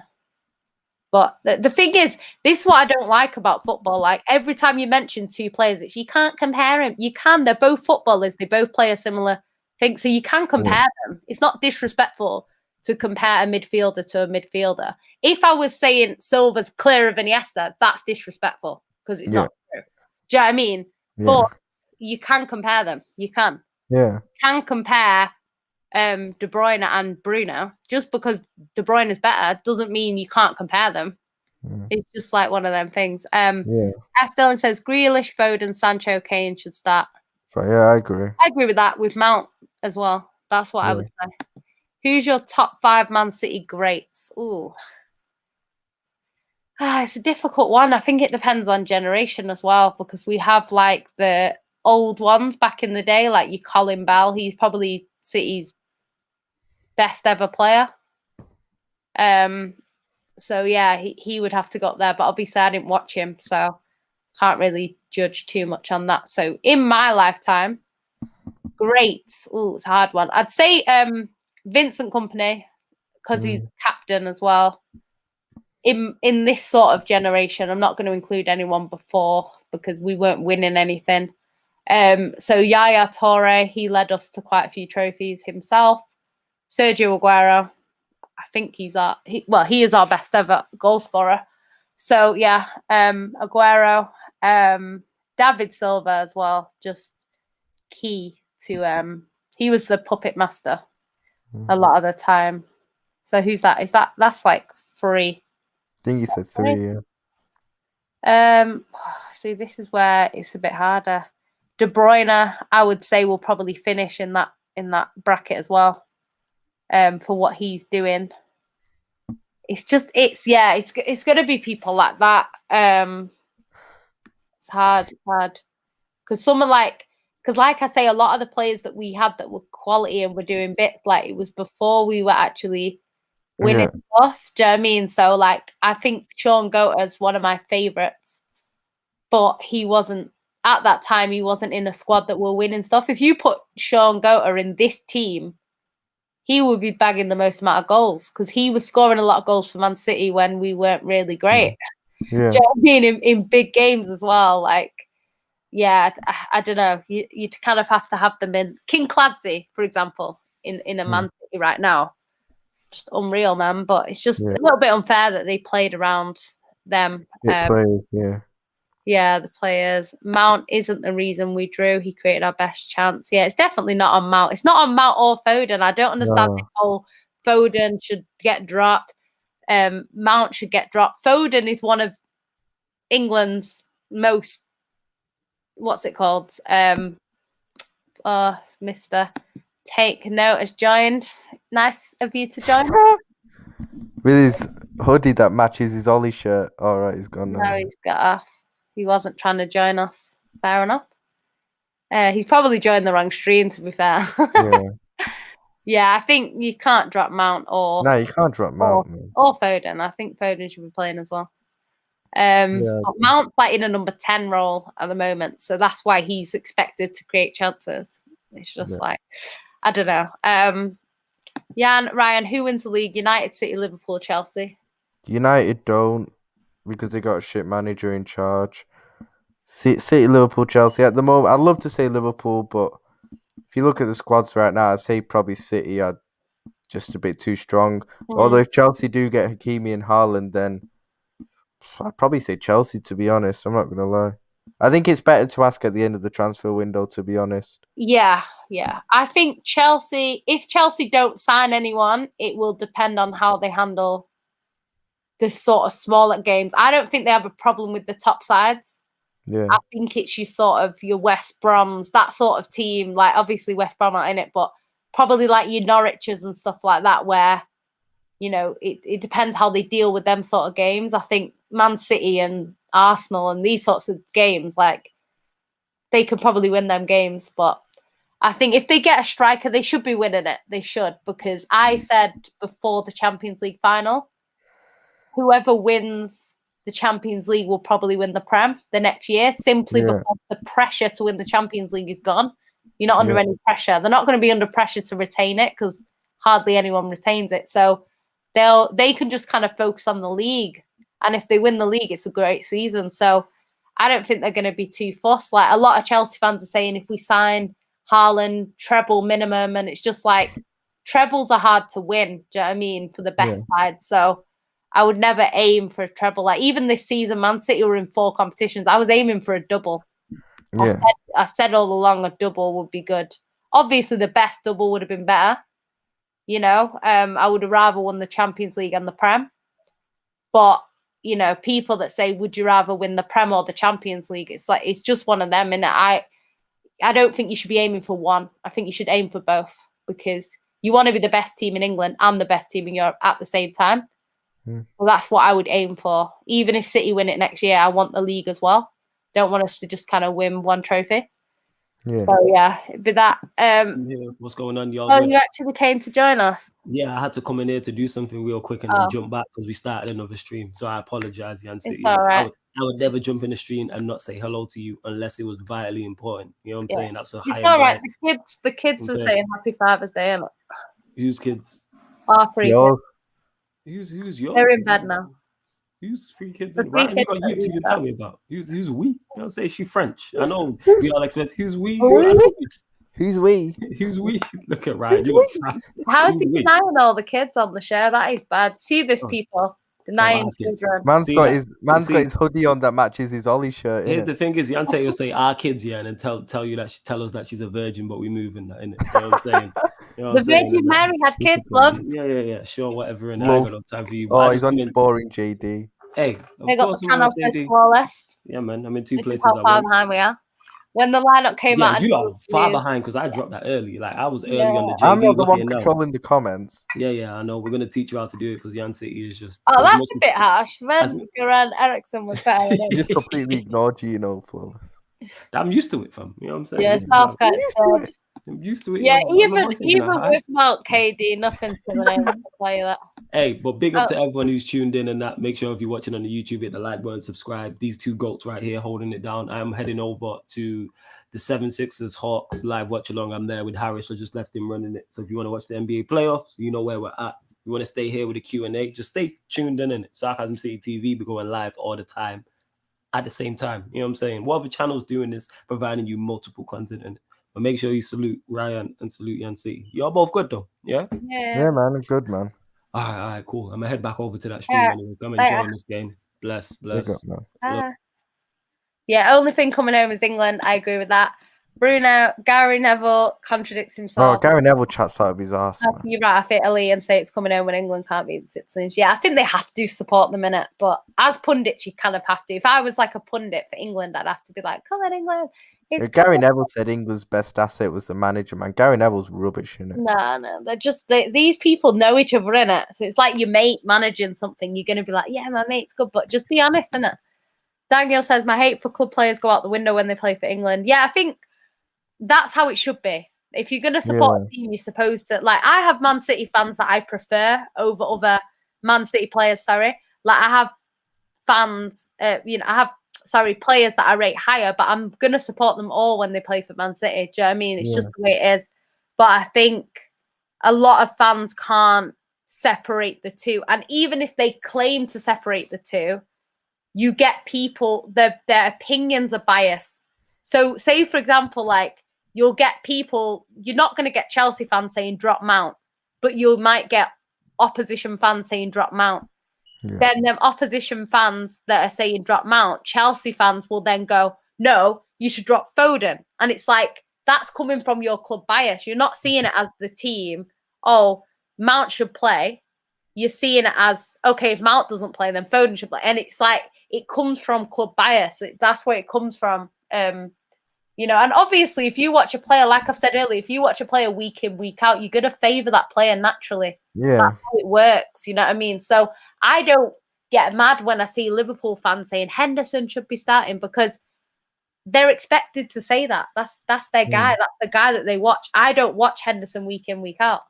So for me, I'm indifferent on him whether he starts or not. So it's just the way it is. But you should just support the team. I think we should put the best players out. I think Foden is part of the best players, and I think Mount is part of the best players. So I think both should play. That's the way I see it. Do you know what I mean? Yeah, City aren't great in Europe, but neither were you until you finally won it. So we'll see what happens with Man City once they win it. I think it's a case of when, not if. And I think once Man City get over that stumbling block, I think they'll be okay. Yeah. And I think we could win it again. I don't win it just once. I think if we win it once, we could win it. Yeah, I agree. Time. We're not going to win it like back to back or anything like that, but I think we could win 2 in 10 years. Yeah, I agree. So we'll see. Al Baffa says, me too. Whenever rival players play for England, I don't think of them as rival players. That's how it should be. Dupe says, this show. Ravi says, yeah, with the fire footy IQ. They're my favourite compliments. Thanks, Ravs. I know you're probably lying, but it is what it is. After Ellen says, Foden is better than Mount, not even close. This is always going to be back and forth with this. It is what it is, isn't it? What do you think Southgate needs to change in the knockout stages? Yeah, just retire in it. Give up. Hang up his boots. Change his job, innit? Yeah. Hand it over to one of the players. We have more chance. Mart over Foden all day long. Yeah, that's not the case. Bruno laughing. Why? Every time I tune in, Ryan is laying down. Man's too comfortable. He's just chilling, man. Late. He suits every manager. He's versatile and carried Chelsea. Yeah, but we didn't need Foden to carry us. That's the difference. I went Turkey last year. Now I've got a head full of hair. Do you know what? Every time I get on the plane, like when I go to Istanbul, so it's not too bad when I fly from Antalya, but when you go to Istanbul, oh my God, the plane is just full of people with their headbands on.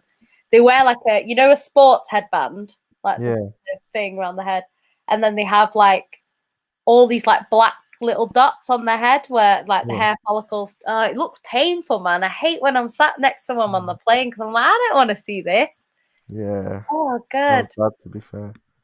Yeah, Turkey did beat France. That's why they got a lot of ratings. I think they beat Germany as well, if I'm not mistaken. I think North Macedonia beat Germany.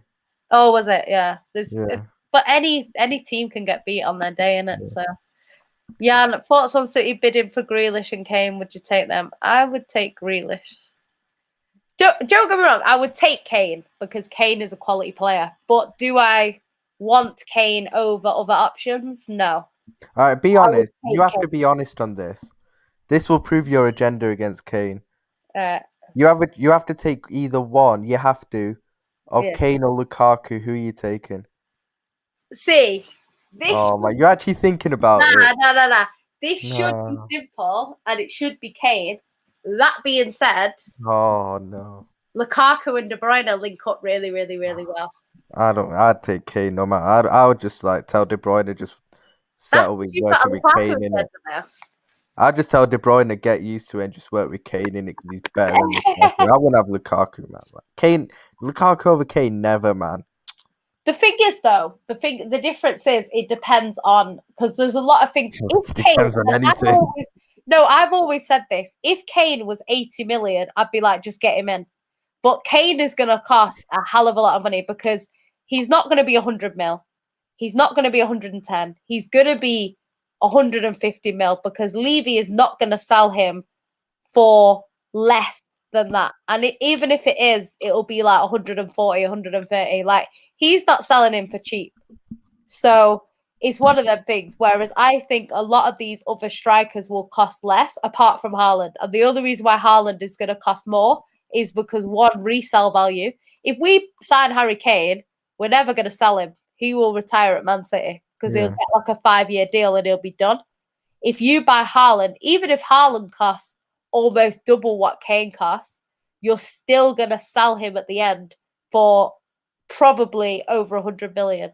So it's pretty much the same price if we're talking about it. I think Haaland's less quality. I for think he's a Haaland. bit overrated still. I ain't gonna lie. I think Haaland. it's just the numbers that he's put. And the thing is, for me, like Man City in the Premier League, we've not struggled in the Premier League. Like Man City are comfortable in the Premier League. Like we've not got a problem. It's Champions League where we're struggling. Haaland's Champions League record is really, really good. So Well, yeah, but even in the knockouts, he's never really done. Like when he got to the quarters against like you, like he weren't even in the game really. He didn't do anything special. The first leg he was good. The second leg not as good. That being said, he's not in a team like Man City, so he doesn't have the players around. Like at Man City, all he would have. But then the same thing can be made of Harry Kane, though. Yeah, true. It can be. I don't know. Like, I don't know. I take Harry Kane over Haaland tomorrow. I ain't gonna lie. I don't think Haaland goes out being 3-0 up against Zagreb. I don't think that happens, regardless of the team. That's all I'm saying. I think that's Harry Kane's fault, really, though. It's not Harry Kane's fault, but literally had his chances to score and didn't score in it. But it is what it is.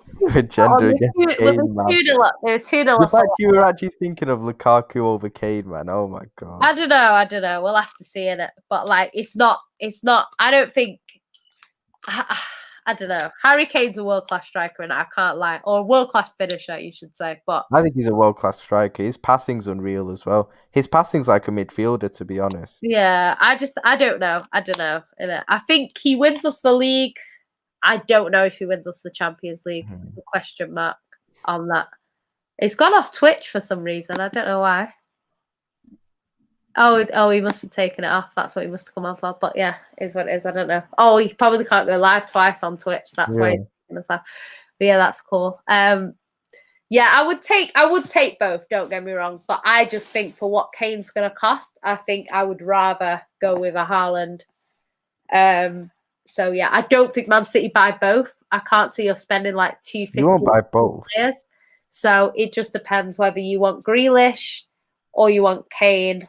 I think we need a striker, but you can't really turn down Grealish. So it's one of them, isn't it? Dupay can have Grealish, but I forever will still love that guy. He's just too good. Yeah, I think he gets better in the City team under Pep as well. So that says a lot. Mount can play as a winger, false nine, or even in the pivot or as a number 10.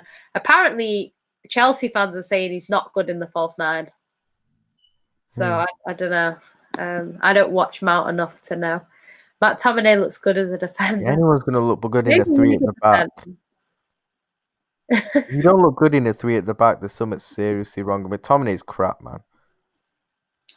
Adam says, can you tell Ryan that Bav said he's never seen his team when the... You don't need to tell me. I was there on the show with him when he said it. What? You've never seen it? Shameless. Yeah. Why? You know how Bav picks up the Community Shield? Do you know what? Like, I think the problem with the Community Shield is like it is a friendly, essentially. That's what it is. Yeah. Like there's no way around it. But that being said, you still got to play the game, so you might as well win it. Yeah, you know what I mean? You might as well, but don't big it up like it's a proper trophy, innit? But it's like it just depends as well, because certain countries like they take it more seriously. Like if you think about it, if you win, so say for example, when you play the Community Shield, you don't know how your season's going to go. So you could end up with just the Community Shield, or you could end up with every single trophy that you play for. So it's one of them. In hindsight, if you don't win it and then you win everything else, you'd be thinking we could have literally won everything that was available. Yeah, but I would have think that because Community Shield, I don't count it as anything. No, we're not. City are not good at the Community Shield. Like we've played, like in the Community Shield, 2013 was one, because obviously we won the league in 2012. I think we lost that one. No, we beat Chelsea. I think we beat Chelsea in the 2012 one. I think.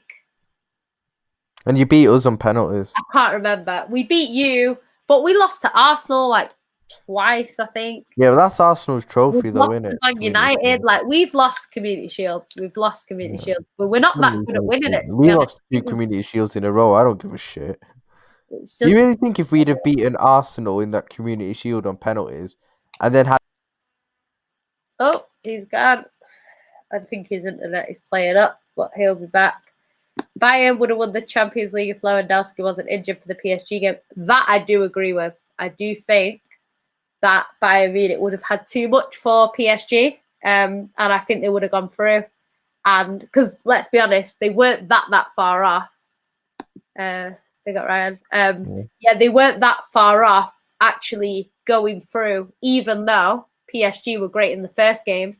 So I think if Lewandowski's there for the second leg, even I think they would have gone through. chances they would have gone through. And I think against Chelsea, Bayern Munich would have won. So I agree with you. I do agree with that. I actually think if PSG get through, I'm not so sure they lose back-to-back Champions League finals. Yeah. So I think that I did say this before the game when I was chatting to some Chelsea fans, and I said, your best bet of winning the Champions League is Man City going through to the final. And I was right. Fraser says, as much as I want Kante to get it, Lewandowski deserves it. That would be my pick. Like, he's just what he did last season. Not many players do that. I think, if I remember correctly, when Messi won 6 trophies, he won it.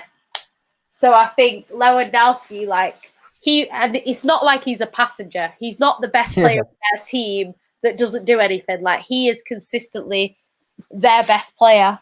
So for me, he deserved it last year. It's a shame that they cancelled it because he should have got it.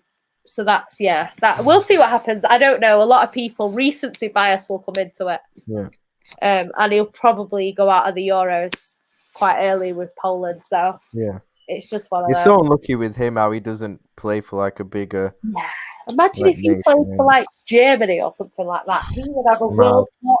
He would probably have more. Do you know what I mean? Like, I do feel sorry for some of these players, but the thing is, it's just where your loyalties lie. Because, like, for me, like, obviously, I'm English and Jamaican, so both of my teams are not great. But if I was a footballer, I think I would pick Jamaica, you know?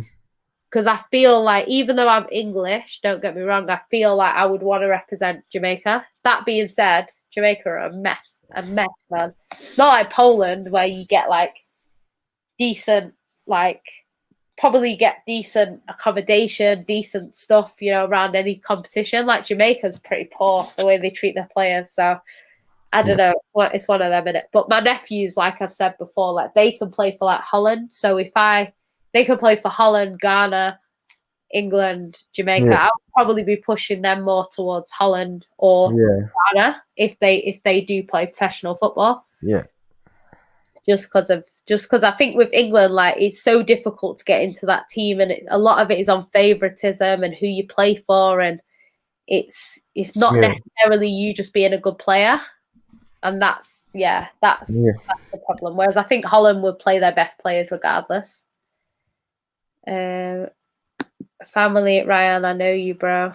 Big up my guy Zane, man. Kante peaked when he got noticed after Chelsea's new manager came along. I agree with that.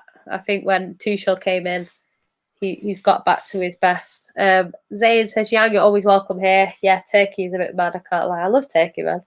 It's great. Bruno says, sure, Kante's a great player, but so long as Messi is still playing, it's no debate. Yeah. Messi is just Messi. And a poor season for Messi, he's still outshining any player you're trying to... It's just Messi different levels, yeah. It's a bit unfair. I do think the Ballon d'Or is kind of unfair at the moment because it's just like between Cristiano Ronaldo and Messi, it's very difficult to win. Well, yeah, if you're the best, you deserve to win it, and that's the way it should be. Yeah. Marcus says, big up the man there, big up to you. Kante for Ballon d'Or. We'll have to see what happens in it. I don't know. Kimmich got 24 assists last season as a CDM, won everything, but no shouts for Ballon d'Or. Kante up for 2 months, he should win the Ballon d'Or.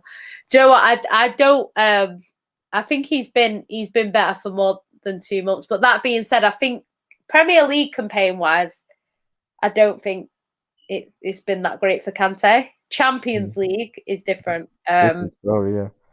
So I think it will be more based on that. But yeah, there are other players that have done what Kante has done, if not better, before and not won it. So I agree with you on that. Yeah. Kimmich, there was no shouts for Kimmich, and he had a better season across the board than Pogba. So yeah, I agree with you. That's the problem. But yeah, it's just simple as that. I think Lewandowski should win the Ballon d'Or. I don't think they'll give it him though. I really Yeah, don't. I don't think Messi will win they'll. it. Unless Messi goes out in the Copa America early, I think Messi will win it. Yeah. So you really believe Kimmich is the best player in the world? Not the best player in the world. You could argue He's not. But I don't one of think the best. He's Kante's the definitely best one player of in the the world best either. midfielders. He's top 5 midfielders in the world, definitely. Yeah. But I don't think Kante is either though. That's the thing. Lewandowski, you could argue, is the best striker. You could argue that. But obviously the best player in the world for me is Messi. But yeah, I think it's one of them. If he wins it, it'll be because he won the Euro and the Champions League. Ryan, did you rate Sterling at Liverpool? Not really, actually, to be fair. I thought when he came through and when he was with Suarez, he did well. But then Suarez made everyone look good, to be fair. He was just carrying the whole team. Then when Suarez left, Sterling in his last season, I don't care what anyone says, Sterling in his last season was shit for us. Like, I don't care. And people put it on the whole he wanted to leave stuff, he was playing with his head. He was shit. I don't, like... Yeah, we were shit that season, and he wasn't good like that season. He really wasn't good, I thought. So, and I never thought when he went to City, I never thought Pep would do to him, because when he joined City, he joined, I think, when you're under Pellegrini, not Pep. So I never thought he'd get the numbers that he has. But obviously Pep's just a genius, isn't it? Yeah. Makalele was so good in his position. Was that the position itself was named after him? Makalele said Kante is even better than him. Yeah, well, that's what he said. I don't know. It's with players as well. The only thing is they normally do say stuff like that. Yeah. So it's one of them. It's like Henri said, Aguero is the only one that he would compare to himself. But it's just things that they say, I think, as well. Harris was in the building, obviously. He's gone now. Big up my guy Harris, man. Dupe says, Jan, do you think Fernandinho is world class? I love Fernandinho. I feel like I would always be biased towards him. So it's one of them. But he's been performing at a very high level consistently. So it's just the thing. I don't know. There's a lot of DMs in it that are quality. So it's whether he's top 5 in the world. It's one of them. C1C1 says, Ryan, who are your top 5 right backs in the world? Ooh, this ain't in any order. Do we count Kimmich in there? I want to put Kimmich in midfield, though. That's the thing. So I'd probably say Cancelo. Who else in this league? I'll put Trent in there. I'll put... Who else, man? No, not Danny Carvajal anymore, man.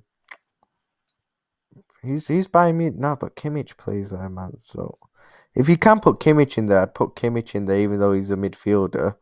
But he plays right back, and when he plays there, he's still one of the best. So I'll put Kimmich in. I'm not putting Kyle Walker in there. I'm just not in it. I don't rate him. Reece James, not yet. So I'll say Cancelo, Trent, and Kimmich. Hakimi, I'll put in. I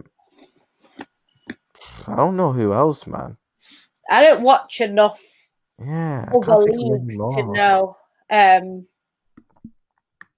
don't watch enough. I know that what they called Sporting Lisbon have just won the Prem, and I know their right back is a Man City player. Apparently, he's really, really good. Yeah. But I haven't watched him, so I can't tell you.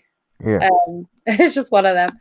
Pogba Dunya says, I told everyone my team, Die Mannschaft, Germany, will beat Portugal 5 tournament wins in a row, with Ronaldo scoring 1 in these matches. I'm a United fan too. We'll see what happens. It's going to be interesting. I think the group stage is so dry. Can't wait to get out of the group stage and have knockout games. Yeah, facts. Fernandez is world class. I don't think so. Definitely isn't. Definitely isn't. He definitely isn't. He's not. Kante, De Bruyne, Pogba world class. Yeah, I agree. Pogba has been consistent since November, December, easily United's best player over 90 minutes, but the highlights wouldn't show that Pogba's been consistent. I agree. Just had some injuries as well, that's the problem. Bruno laughing, no, he's not. Yeah. Kimmich is better than De Bruyne. I'd agree personally. No, I don't think so. Top 5 midfielders in the Prem: De Bruyne, Pogba, Kante, Thiago, Fabinho. That's mine. Yeah, I'd agree. I'd agree with that. Yeah. 1 second. Timo Werner is better than Ben Simmons. Nathan says Kante is better than Kimmich. I don't know. They do different plays in it. Man United have Kimmich been is definitely elevated. better on the ball. This is the problem, though. I think you can have a world-class season without being You a say world. United have been elevated with entrance of Bruno. Look at Sporting Lisbon. Hadn't won That's the what I league in mean. years. He leaves Sporting Lisbon next season to go win the league. I'm just saying, innit? Yeah, And have you still won a trophy with Bruno? I yeah. think you have. They've been Yeah. elevated from when did it? 4th to 2nd. But yeah, it is what it is, isn't it? Kai Havertz is Ruben Diaz's worst nightmare for the 4th match in a row. You just get them players, innit, that you struggle against. Hey Jan, what are your thoughts on Diaz scoring an own goal against Germany? To be honest, I couldn't care less. I was getting on to him like yesterday. I can't The thing lie. is, though, like if you actually watch that game, like he was the best defender out of the 4. That shows They how weren't saying anything though. They conceded 4, innit? they were terrible, all of them. But the fullbacks were really bad. I think he was at fault for the own goal, but I think there was other ones like he wasn't even at fault for. They were all as bad. They were all terrible. It's not like he was shocked. You know when you have that centre back performance where it's like we lost that game because of him. They didn't lose that game because of Ruben Diaz. They lost that game because they were all 4 of the back 4 were shocking. Yeah. And midfield, They all have to take responsibility for it. yeah, the midfield, Bernardo Silva was okay. Like, yeah, it just wasn't a great game. I'm not gonna. I was getting on Diaz, to be fair, just because of the Van Dijk thing. I'll be honest. Yeah, it's just the only reason why he's been linked with Van Dijk is because Van Dijk. The thing is, you can't say Van Dijk is the best of the world, the best in the country, one of the best in the world, and then get offended when people compare players to him. If you want to be the best, they get compared. That's why everyone gets compared to De Bruyne. It's not because De Bruyne is near these people in terms of ability. It's the fact that he is the level, he's the standard that people want to get to. So he's compared. It's the same with Van Dijk. Like Van Dijk has been the best in the Prem. So when Diaz comes in, and I think that it's similar in the fact that they came in and elevated their team. Not every centre back does that. Yeah. You know, like not every centre back comes in and you start seeing an obvious difference. And I think that's why the comparison's there. I think Van Dijk is the best right now. The only thing I would say about Diaz is that Diaz is quite a bit younger. So I do agree with that, but I don't think he's in his prime yet. That's what I would say. I agree, but I don't know. I don't know if Diaz has got it. Will be world class, but I don't know if he's got it in him to be as good as Van Dijk, even as he gets older. Do you get what I mean? Yeah, I just watch him and I think I don't think he's as good as him. Because the thing is, at 22, when we signed Vincent Kompany, he wasn't a defender. He was a midfielder, and he came in as a midfielder, and then we switched him to centre back, and he was one of the best. So it's like, I don't know with Diaz, because I think if I said at 22 Kompany is going to be one of the best centre backs, you would have got laughed out of Twitter because people would have been like, "What you on about? He's a midfielder." So I think we'll have to see. I'm not gonna. I don't want to. The reason why I say it is because, like, when I've watched Diaz, he can be rash at times, and I know that's still maybe because he's still young, but like, I just see it's like when I watch Virgil. I mentioned this on the last watch along. It was like when I've seen Diaz, he's getting a lot of praise for the last ditch blocks and everything, but I'm like, if that keeps on happening, he's gonna start conceding goals in it. You can't be making last ditch blocks like where Virgil. I've hardly see Virgil slide tackle. That's the thing because he doesn't need to. Do you get what I mean? Yeah.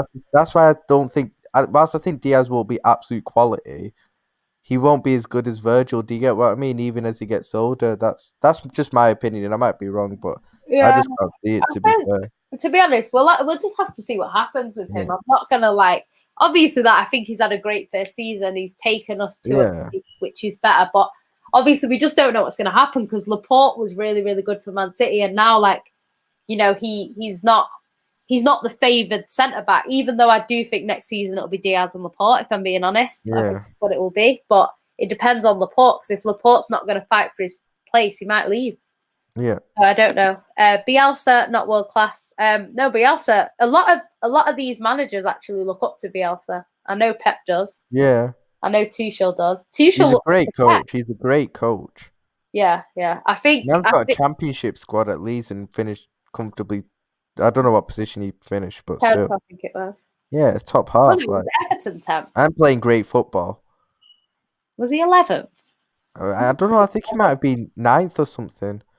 Yeah, did they finish above Everton? I don't even know. I think they did. I can't remember. I think he finished top half, yeah. Yeah, I think he They did. must be. Pep, Klopp, Bielsa, world-class managers. Oh, my days. Brandon Rodgers is one of the best coaches in the world. You're a very good coach. I'll give him that. I think that the only downfall for Brendan Rodgers would just be that he's been in pole positions, finished 4th twice. Yeah. You know what I mean? I think if he does that, it takes him to another conversation. Do you know what I mean? I'm not downplaying him because he is great, but I just think if he does that, there's an argument that you could say, okay, well, he is because he's finishing above Tuchel, he's finishing above Klopp, he's finishing above whoever it is, you know. So, yeah, we'll have to see. I hope Maddison to Arsenal falls through.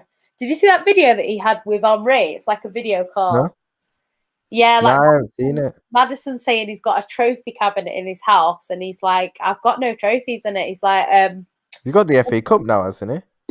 Yeah. I think this is either before or I think it's after because I think he says I know I've got the FA Cup, but I don't have. He said it's full of individual trophies. He said I'd like to add some because I was looking at De Bruyne's trophy cabinet because he's got like I think in the first lockdown he was training at home and he had like trophy cabinets in the background and it's just like loads of like individual awards. Then they've got like little community shields.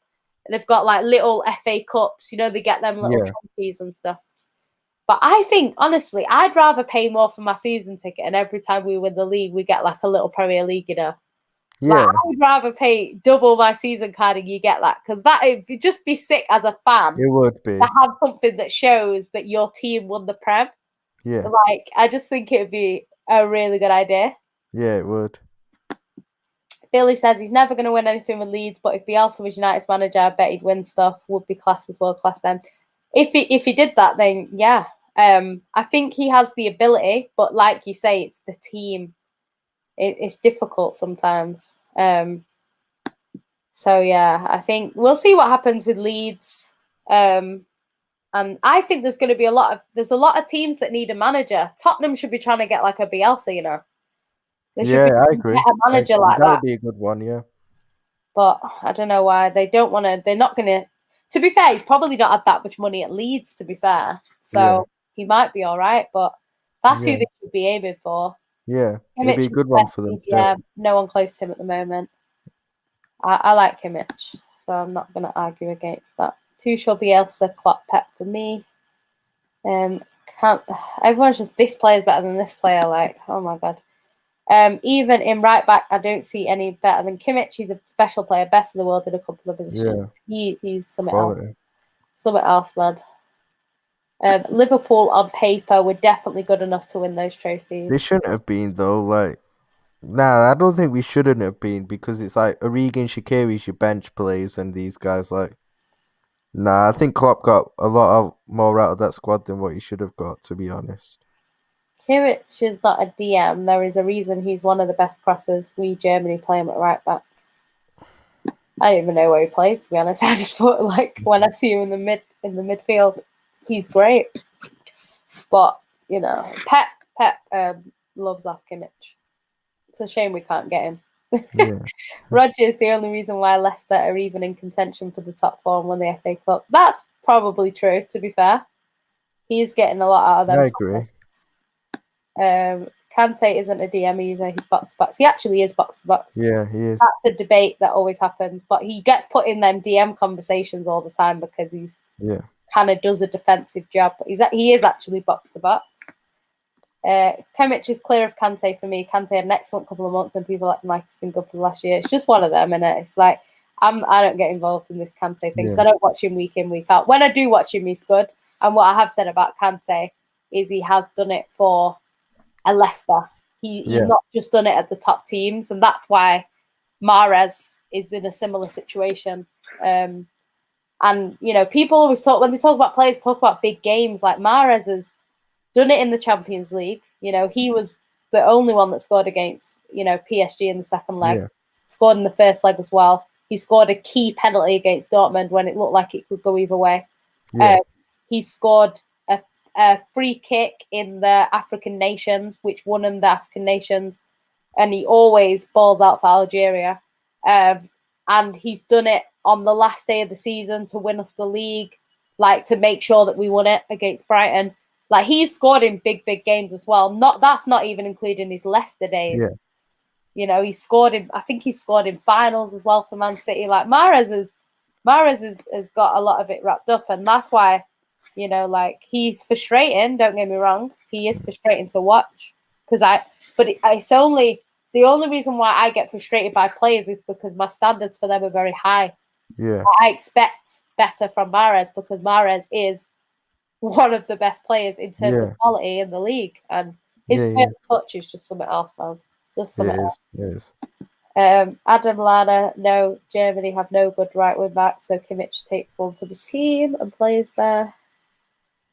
It's funny how fullbacks seem to be the problem in every country. Do you know what I mean? Like you on one side, like because it's like someone was saying the other day, like France are like perfect. I think it's France who we're talking about. They're like perfect in every position, but then the left back, I think it's the left back where is it left back or is it? I can't remember who they were talking about. They were saying that they've produced players for every position but one. Can't remember if it was France or not. Sorry, some of the comments just left. Kimmich is an amazing player that can play numerous positions. He can. Nippon says 4-2-3-1 with Kane up top, Foden and Grealish out wide, and Mason Mount as a 10. That could work. Whatever he's doing now, he just needs to change it because it's not working. 2 DMs is just mad. Kimmich is massively overrated. He was exposed. Nah, he's not I overrated, don't think so. man. And I don't think what a lot of people really one game as well. Like you can have a bad game. Like footballers can have a bad game. Then went and battered Portugal yesterday. Nah, that's harsh. Kimmich ain't overrated, man. It's kind of like Usain Bolt is the best. You know, he's the best 100 meters runner in the world, right?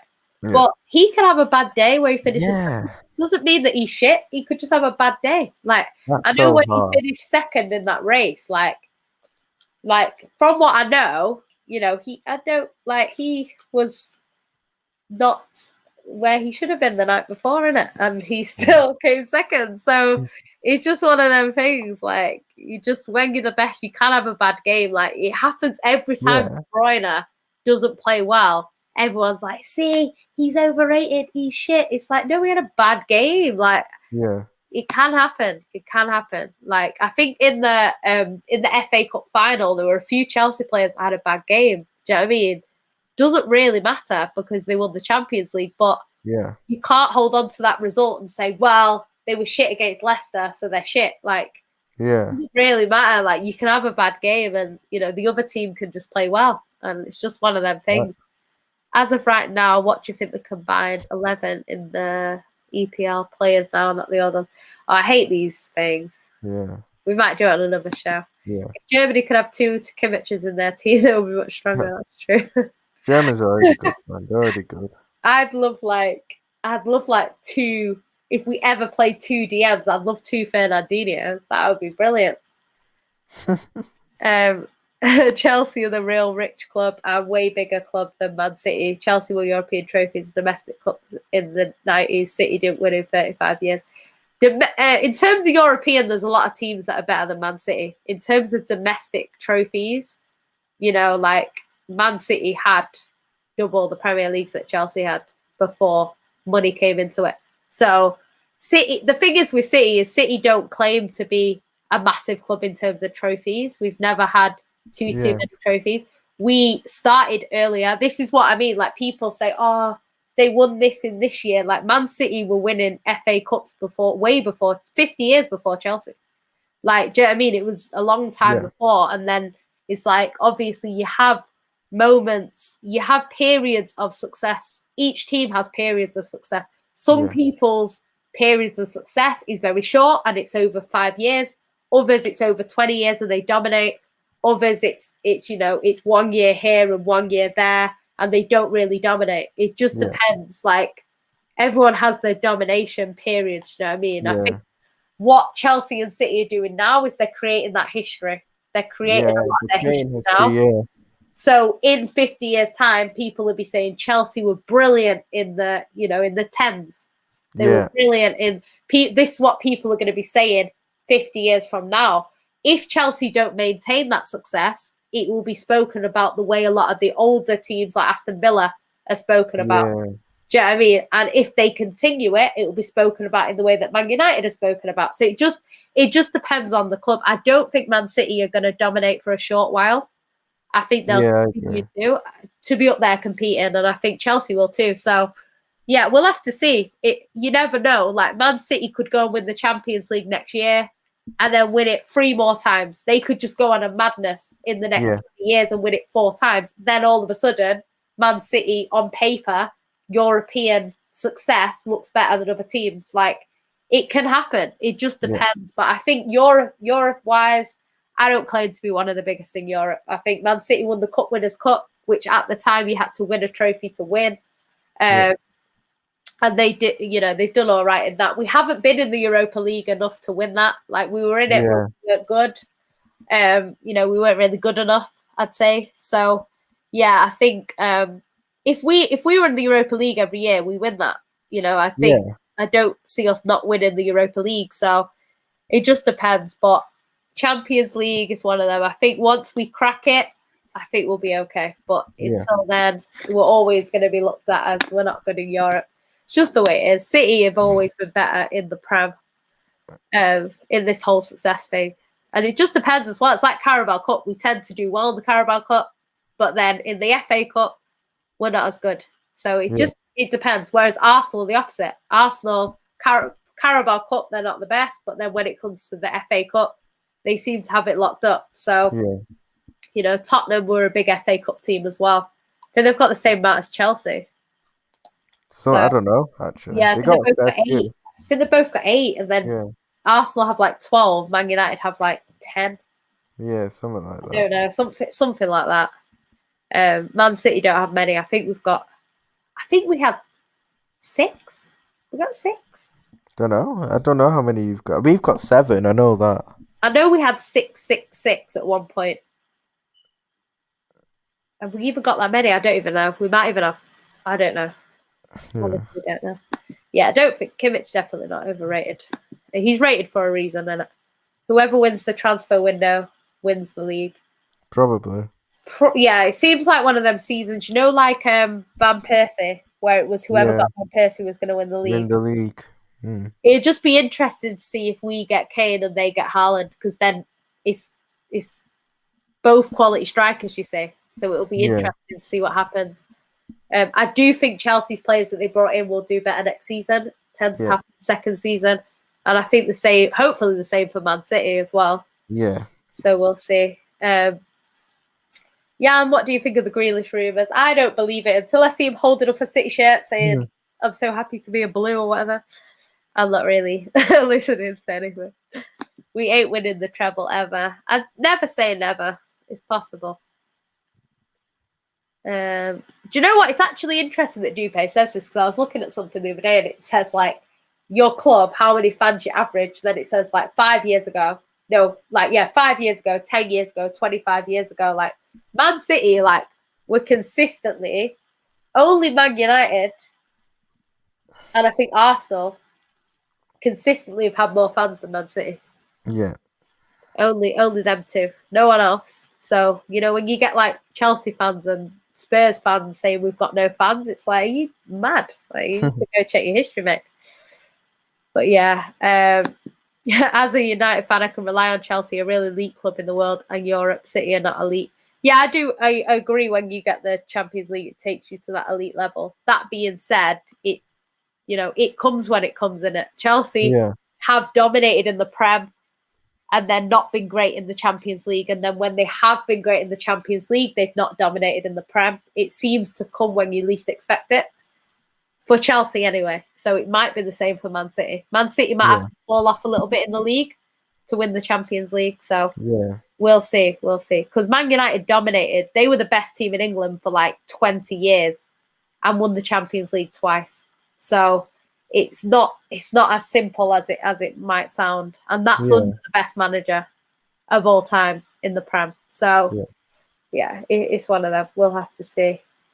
Big up the trio. Oh my god, this went flawless with them. We're so behind. Sancho Grealish should be guaranteed starts. Yeah, I agree. But no, Chelsea don't actually have the highest attendance. The highest attendance ever was Man City. This is why you should check your facts, man. Chelsea beat Barcelona in 2000 before they were rich, and FA Cup, League Cup, Cup Winners' Cup, and Super Cup beating Real Madrid. Yeah, we're actually so behind on comments. I just realised. And yeah. You know what? Man City did go 35 years without a trophy, but if you look at everyone else's history, Man United went 40 something. Chelsea went 50. Like, we're not the only club that have gone a long time without a trophy. I can tell you that. Foden should be used off the bench. He's being hyped up like he's as good as Grealish. He's far from the finished article. There's a long way to go for Foden. I think with Foden, he just offers... I don't think it's a case of Foden or Grealish. I think it should be Grealish and Foden. And that's the problem. People are saying drop Foden, and then who you having in? Rice and Phillips. Like, what have Rice and Phillips done that makes them more worthy of starting than Foden? Just start one of them and start Foden and Grealish. I just don't understand. It's not that difficult. Chelsea beat the great Barca team under Pep down to 10 men, 2-0 down, and knocked them out. The new Camp City couldn't beat worse the Barcelona team later on. Yeah, but that happens. Man City knocked out Real Madrid and then got beat by Leon. Like, it doesn't really matter unless you go on to win it. Mount is better than Foden as he outshined him in the Champions League final. Actually, you know what? Apart from the goal, a lot of people say he was quite quiet in that final. Yeah. Both of them were quite quiet. Like, he got the assist. I'm not going to deny that, but it's one of them. I don't think he outshined him. I don't think he's ever outshined him, to be honest. Chelsea won the FA Cup in 97, League Cup in 98, UEFA Winners' Cup in 98, Youth Super Cup in 98, and FA Cup in 2000. They also played. Yeah, the thing is, like, Chelsea were up there before. No one is denying that. What I would say, though, is, like I've said, Chelsea had their periods of dominance, like Man City. They're just in different times. Do you know what I mean? We have won before the takeover. Like I say, like, it's just, I think a lot of people act like Man City never won a trophy and then they just won when they got money. Like, we won 2 league titles, I should say. A Cup Winners' Cup. Like, we weren't like shit. We've won FA Cups, we won League Cups, we won Community Shields. Do you know what I mean? We've won things before. We hadn't won the Prem. Now we've won the Prem the same amount of times as Chelsea. Do you know what I mean? So Chelsea have a better record than us in Europe. There's no denying that. Yeah. But in terms of domestic trophies, the only thing Chelsea have more than Man City is FA Cups. So it's not really, and I think they've got 2 more than us. I don't think it's like it's not loads in more. It's not loads. So yeah, it's just one of them, innit? Mount has earned his place in the starting lineup. Foden hasn't. I don't really. That's harsh. Yeah, I don't really think either of them have done much more than the other, to be honest. Yeah, you do know, history-wise, if you're a United fan, the only reason why you got in the Champions League in the first place was because Chelsea did refuse to play in it, and you played in it. But yeah, it is what it is. 1 minute. Going for all these comments. Arsenal have been starved of big trophies so many years, they're going to pick up everything they win, no matter how tin pot is. To be fair, the FA Cup's not tin pot. Everyone bigs it up when their club wins it, but when the club doesn't win it, they act like it's not. You're always quick to defend Arsenal. I'm not. It's just when City lost the FA Cup, it was, oh, you shit, you can't even win the FA Cup. And then when Arsenal win it, they downplay it, innit? The thing is with this, Adam, is there's no way of knowing, because we've seen Leicester go and win the Premier League. We've seen Leicester win the FA Cup. So who knows? If we didn't get taken over, would we have won? Who knows? We don't know that. So that's not something I can comment on. Man City, I would have been interested to see what Man City would have done with the team that we had we not been taken over. Because we brought company in, we brought Zabaleta in, we were getting good players in, we were getting in Europe just about. So would have been interesting to see what City would have done. You can't say, would we have ever won a trophy? Because we don't know that. We really don't know that. We've seen Leicester do it. So there's no reason why Man City couldn't have done it. So yeah, I'm gonna get away from all this Chelsea City stuff. Drogba was clutch. He's not better than Aguero. He was clutch. I'll give him that. Leon Bailey is quality. Yeah, but it's just the team around him, man. We're getting some good players though. Antonio has signed up for Jamaica. Finally. No, I don't rate him, man. Yeah, but he's better than what we've got. Yeah, true. We've got players from like Jamaica's Premier League. Trust me, Antonio is good. 1 minute, I'm just gonna get through these. Yeah, these sorts of comments, like, you know what I mean. It's just not the case. Was Fergie finished in his last however many years after they people forget if people don't count Pep's Champions Leagues because he had Messi, then you can't count Fergie's second Champions League because he had Ronaldo. Yeah. So if you say Pep's not won a Champions League, then Fergie only won one Champions League. It's just, I don't know. I think people just have their agendas, isn't it? Yeah. And the thing is, you're saying City have no history, and then you're saying Chelsea stuffed you in the Cup Winners' Cup final. So City were in the Cup Winners' Cup final in the 70s. So just, I don't know. It's just one of them, innit? Just ignore him, innit? He's just trying to trick you. I don't know. It's just Langan Sweets in the comments. Big up to you every time. I don't get what you're getting onto here. Leicester City put the only people that Leicester City were putting to shame was you guys, man. It's what it is. They've won a trophy more recently than your club, and you're supposed to be one of the biggest clubs in the country, in the world, I should say. So it is what it is. 1 minute. 1 minute. I love how United fans are part-time Chelsea fans now. Making me laugh. Langan Sweet saying Sergio Ramos is clear of Van Dijk. He is based on Korea. Yeah. Bruno laughing, blah, blah, blah. See, this is where I know you don't know football. We're going to have one. I think they've got one trophy in their entire history, I think. If I'm not mistaken. Is that it? With the FA Cup? I don't know. Let me check. I actually don't know. I don't think they've got many. I might be wrong. They might have won like eight things. I don't think they have. No, I have no idea. They won the League Cup in 2006. 1 minute. Let me see. Maybe they do. Let me check. I don't think they've won a lot. 1 minute. That's it. Honours, yeah. They've won the second division, third division. They've won the FA Cup once. Yeah. And that's it. They were runners up in the League Cup. Yeah. So how they won more than City? City had two league titles. That's just league titles. They got more FA Cups. Because we've only won the FA Cup twice since our dominant period. Yeah. And still, I think we've got 6 FA Cups. So we must have had 4 before. I think I think it's 6, because I know at one point we had 666 for trophies. Now we've got 767 or 768. I think it is. Yeah. Something like that. So yeah, do I know a City fan called Sage? No, I don't. Yeah, it's just I don't know. One sec. Oh my god, right. We need to like literally get through these comments. I'm just trying to find.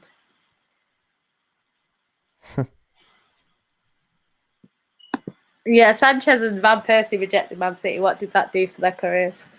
One won Premier League and the other one's career ended. Whereas if he'd have joined Man City, he probably would have been He would have won more Premier Leagues, yeah. Yeah, He would and he would have been. I think he still would have been balling out. Like he didn't fit in Man United team, but Man United bought him, so Man City couldn't buy him. Yeah.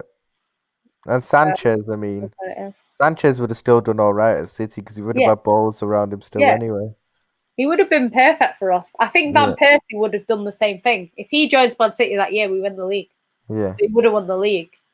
So, and he probably would have won the league more than once because he probably would have stayed a bit longer. So, yeah, I don't think them picking Man United was the best idea. It's the same with Lukaku. Lukaku picked Man United and didn't really do much for him. Legan Sweet says, I don't see Chelsea win the league. They're going to get put in reality and Tuchel will get sacked. Do you know what? If they sign Haaland and he's not top of the league at Christmas, they'll be looking to sack him. You know what Chelsea are like? It depends what sort of position they're in. If they're out of a title race, then he could be in a bit of trouble still. Yeah. I think they'll keep him a little bit longer, but Chelsea, it's not out of character for Chelsea to sack a manager if he's not doing that well, regardless of what he's won the season before. Yeah.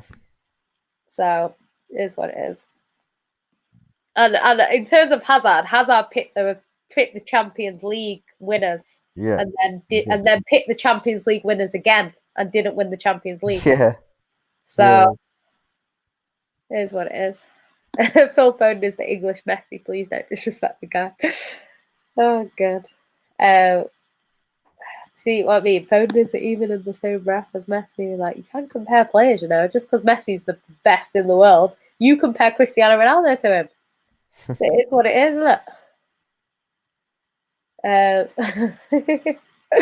One sec. I'm just trying to get through so we can wrap this up. The thing is, you can't call Pep a bottler when Pep has only ever lost 2 finals in his entire career. Your best manager ever lost 2 finals to Pep.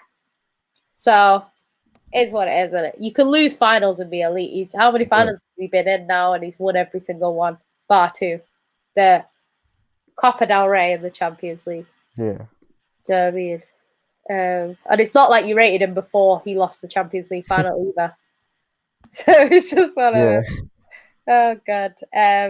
1 second.